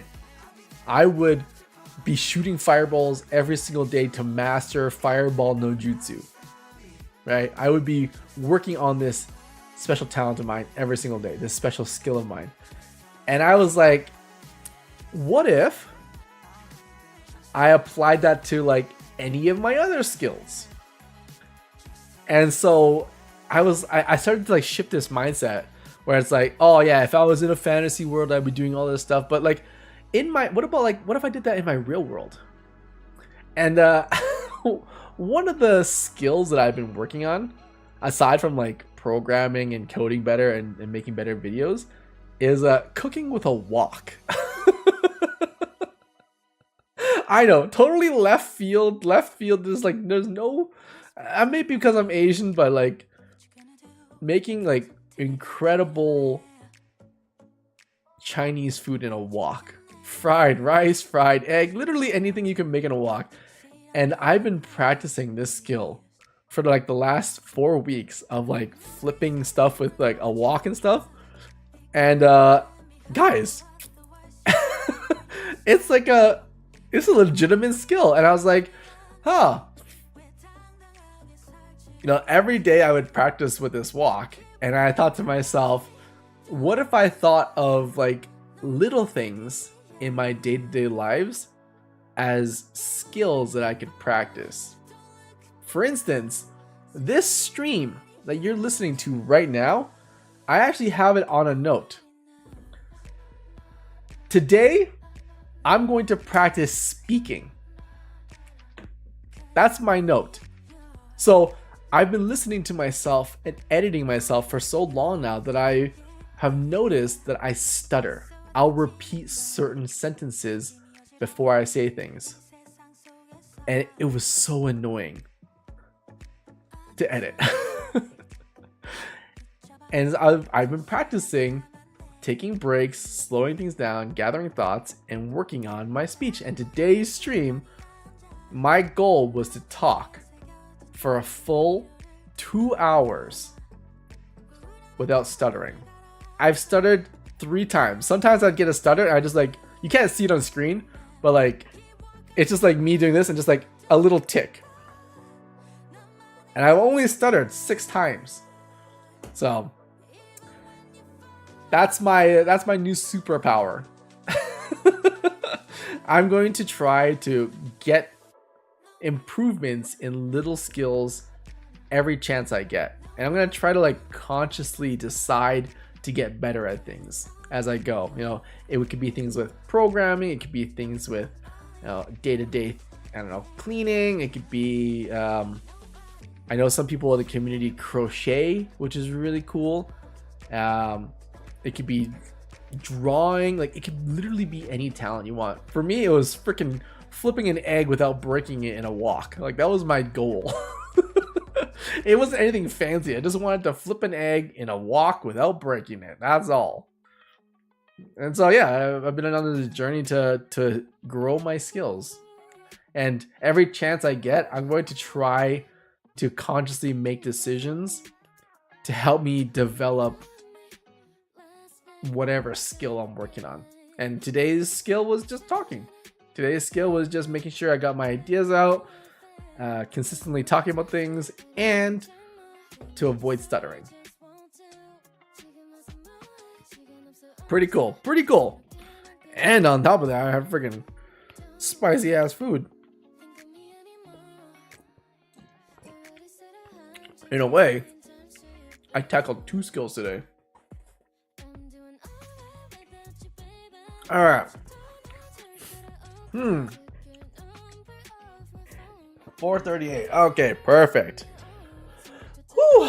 Oh, I've been talking for a long time. A little stretchy stretch.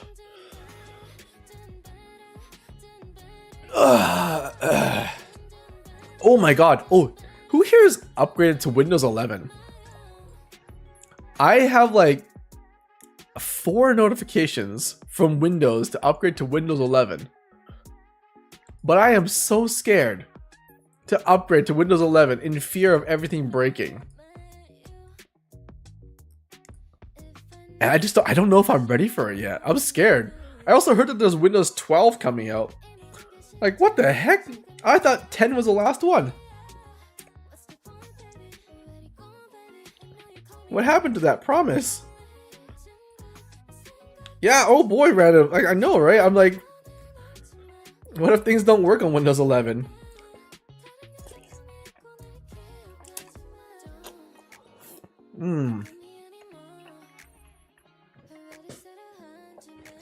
Yeah, I don't know.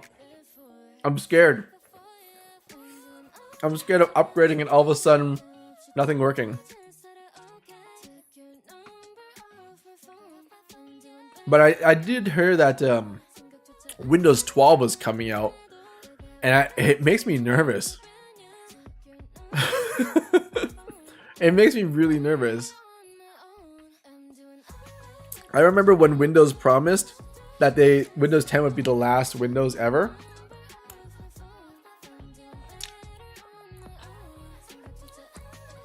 And that obviously didn't come true. And Windows 11 was kind of a bust, but what's going to happen with Windows 12?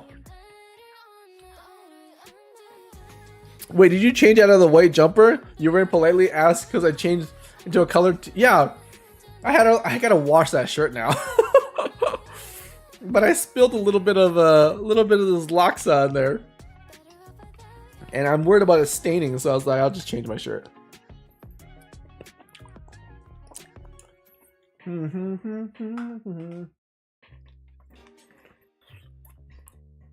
Oh, rip. Oh, yeah, Ripper Rooney. I gotta do some laundry after this.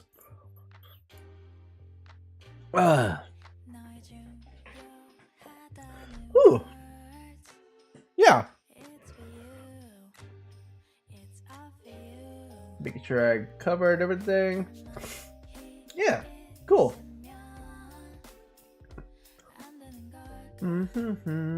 Ultra realistic AI imaging. Yeah, you guys want to see something really cool? This might crash the stream, but let me show you guys this. This is really cool.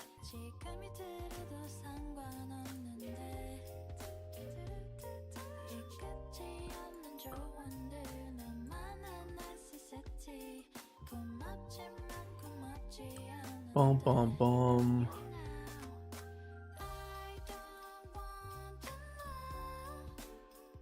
If this crashes my graphics card, apologies, but I want to show you guys this is really cool.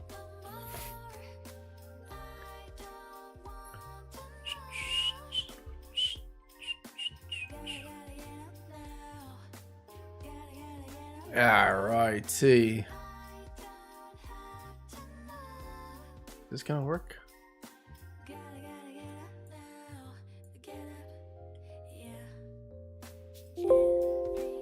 Oh. Oh. I've got a stand-in 3070 right now, which should work okay. Hopefully. Hopefully.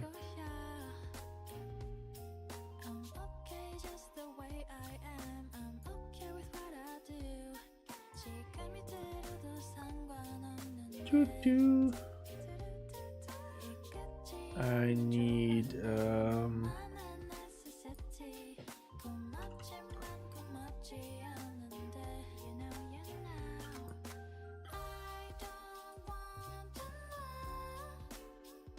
good. Okay.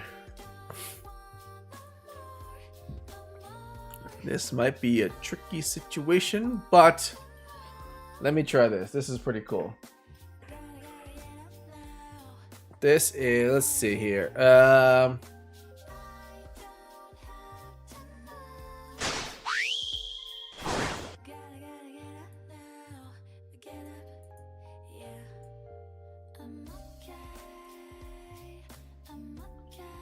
Nice. Perfect. Let me just enhance this for you guys. You guys can see everything better. Center that for you. So I've been working with this ultra realistic AI generator here, and it allows me to do things like this. Realistic girl with pink hair standing on the beach with cinematic lighting. This is one of the prompts I used earlier. Natural looking skin. I've been trying to slowly adjust things to make super hyper realistic images. And I'm not sure if this is gonna crash my GPU, but we will see what happens.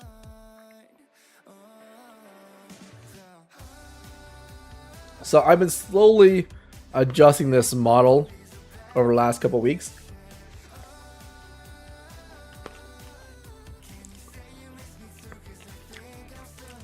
It uses a combination of Juggernaut XL and Stable Diffusion, and it is oh, that's spicy. Oh shoot, no. 1/60th. Oh no, it's struggling. It's struggling with OBS.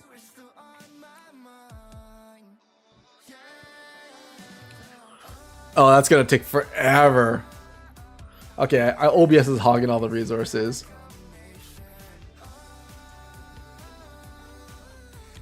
Oh no. Testing. Testing. Still pretty good. Melissa with all the numbers. How's it going, Melissa? Give me a sec. Oh god, 40 out of 60. That's gonna take forever. Okay, so this is not gonna work with stream.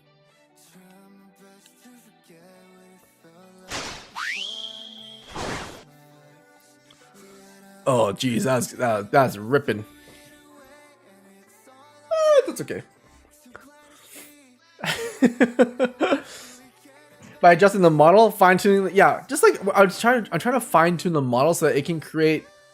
There's three things that I want to do with this. Okay, have a good night, Storm. There's three things I want to do with this. I want to be able to generate more like photography-esque photos. 2, I want to be able to use InPaint to allow me to correct specific parts of images. And then 3, I wanted it to be able to use like faces, like not 3D models of faces, but like 16 different samples of someone's face in order to generate an image with that person's face. Those are the 3 things I've been trying to do. The reason why I've been trying to tackle it this way is I actually I had a burn victim that I was talking to a little while ago, and they have been disfigured and burnt for the last 15 years. And the sad part was that they're like, oh, like it would be nice to have photos with my friends where I look like I used to look. It would be nice to have family photos where I'm not disfigured. And so I went on this grandiose quest to develop a system that does those 3 things. You know, can generate photo-esque pre-cinematic photos to allow me to in-paint things so that I can add details, remove details, fix certain things, and then place someone's face into photos. And it needed to look realistic, it needed to look compelling, and it needed to look believable. And so yeah, I've been diving into this journey of trying to figure out how the heck I'm gonna do this. Do you do fine tuning on local hardware? Yeah, it's all local hardware. Because my resolution's not that big. My aspect ratio is like 9:7, right? It's not like I'm making like 4K images or 8K images or anything like that. What have you tried? I've been trying to work with Juggernaut XL and Stable Diffusion, but it's been kind of tricky. I wish I could show you guys. This is not working right now, only because I'm streaming, and I think OBS is chugging away a lot of my GPU for encoding, but that's unfortunate. Damn my single GPU system. Damn you.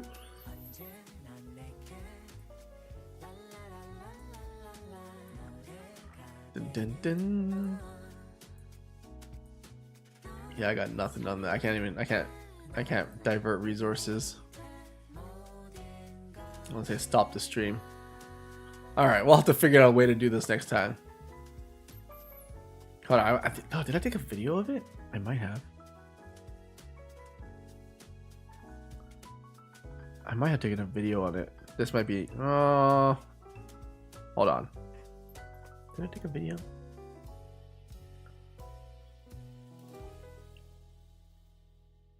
No, I didn't. Well, that's whatever. Whatever. But yeah, that's one of the things I've been working on too. So Have you tried SDXL Turbo from Stability AI? No. SDXL Turbo. Stability AI. Haven't looked into Stability AI stuff in a little while now. Is it new?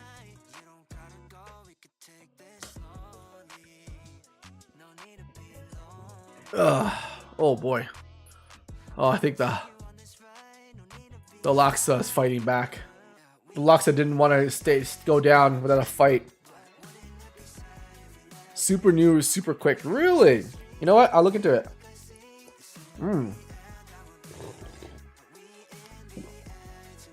Oh, that is spicy. That is mega spicy. I'll look into it, Casper. Woo! Anyways, guys. I have achieved my goal for the day. I have talked for the entirety of this stream. And now it is time for me to bid you adieu. Alright guys, that's going to be it for today's stream. A bit of a talking stream, a bit of a random stream, a little bit of background noise. Yeah, if you're folding clothes, go continue folding clothes. But yeah, that's going to be it for today's stream, guys. Yeah, let me know if you guys like this format. Like, I'm trying to figure out, there's a couple things I'm trying to figure out. What kind of streams I want to do more of, what people like, and what you know, like what do people want to see more of? I'll figure it out. Time for me to go to bed. Yeah, it's time. Yeah, it's a nice chill stream. It's nice from time to time. Yeah, I thought so too. You're gonna continue Minecraft now? Karma, are you on the Minecraft server? The community Minecraft server? I love the dev streams. Yeah, they're pretty cool. I'm gonna try to do like more like 50-50s on these. We'll see how I feel. We'll figure it out as we go. We have a lot to do. A lot to do. But anyways, guys, that's gonna be it for today's stream. Thank you guys so much for joining me. Thank you guys so much for hanging out with me. I hope you guys had a lovely day. I hope you guys had a lovely Friday. Eat something spicy. Build your immunity up, because that's what I'm trying to do, and it's kicking my ass, but I'm trying it anyways. Yeah, I would come in at the end. Martin, you're coming in at the end. Coming in clutch at the end. Sometimes chill talking streams are a great format. Yeah, you know, once in a while, I think they're great. I definitely wanted to focus on talking better today. That was my goal today, and I think I achieved that. So I'm very happy. Welcome to a membership. Woo! Woo! Thank you, Wild Rounders, for the gifted sub. Oh my god, it went to Brit. Oh, Brit, you know what to do. If you get a gifted sub on this channel, you got a couple things here. We got a couple rules on the channel. Rule number 1, thank the person that gifted you a sub. Rule number 2, the most important rule of all, go out in the world and do a good deed. Go and do a good deed. Okay? Call your mom and tell you love her. Literally call your family and tell you love her. I've been trying to practice this for a little while now. And like,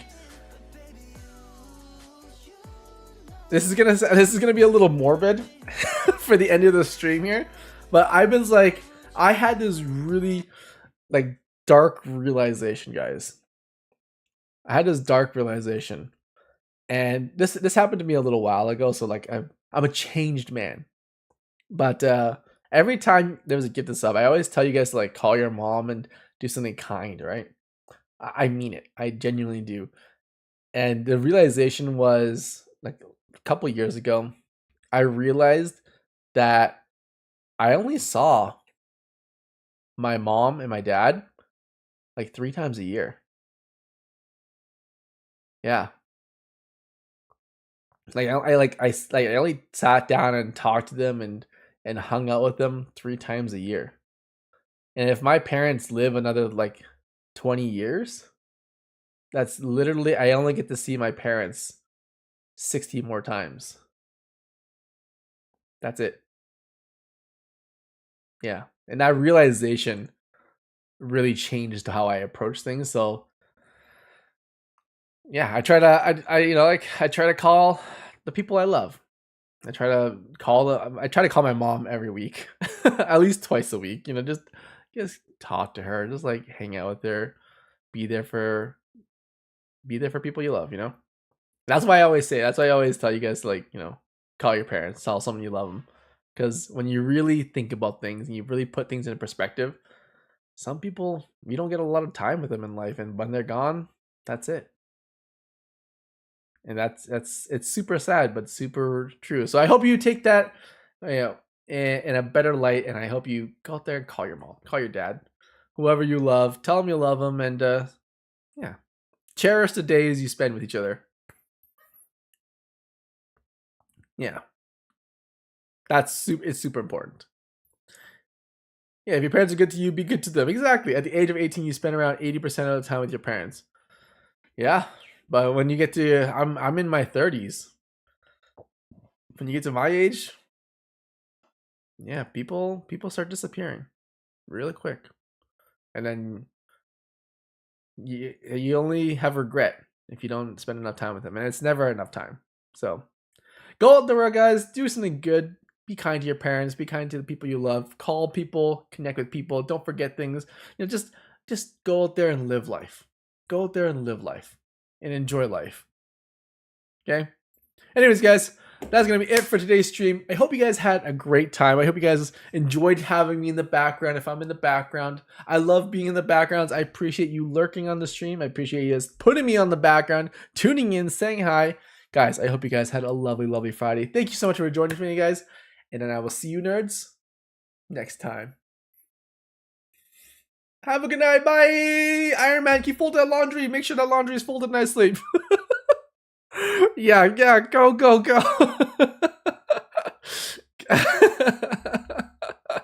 Oh yeah, calling people out.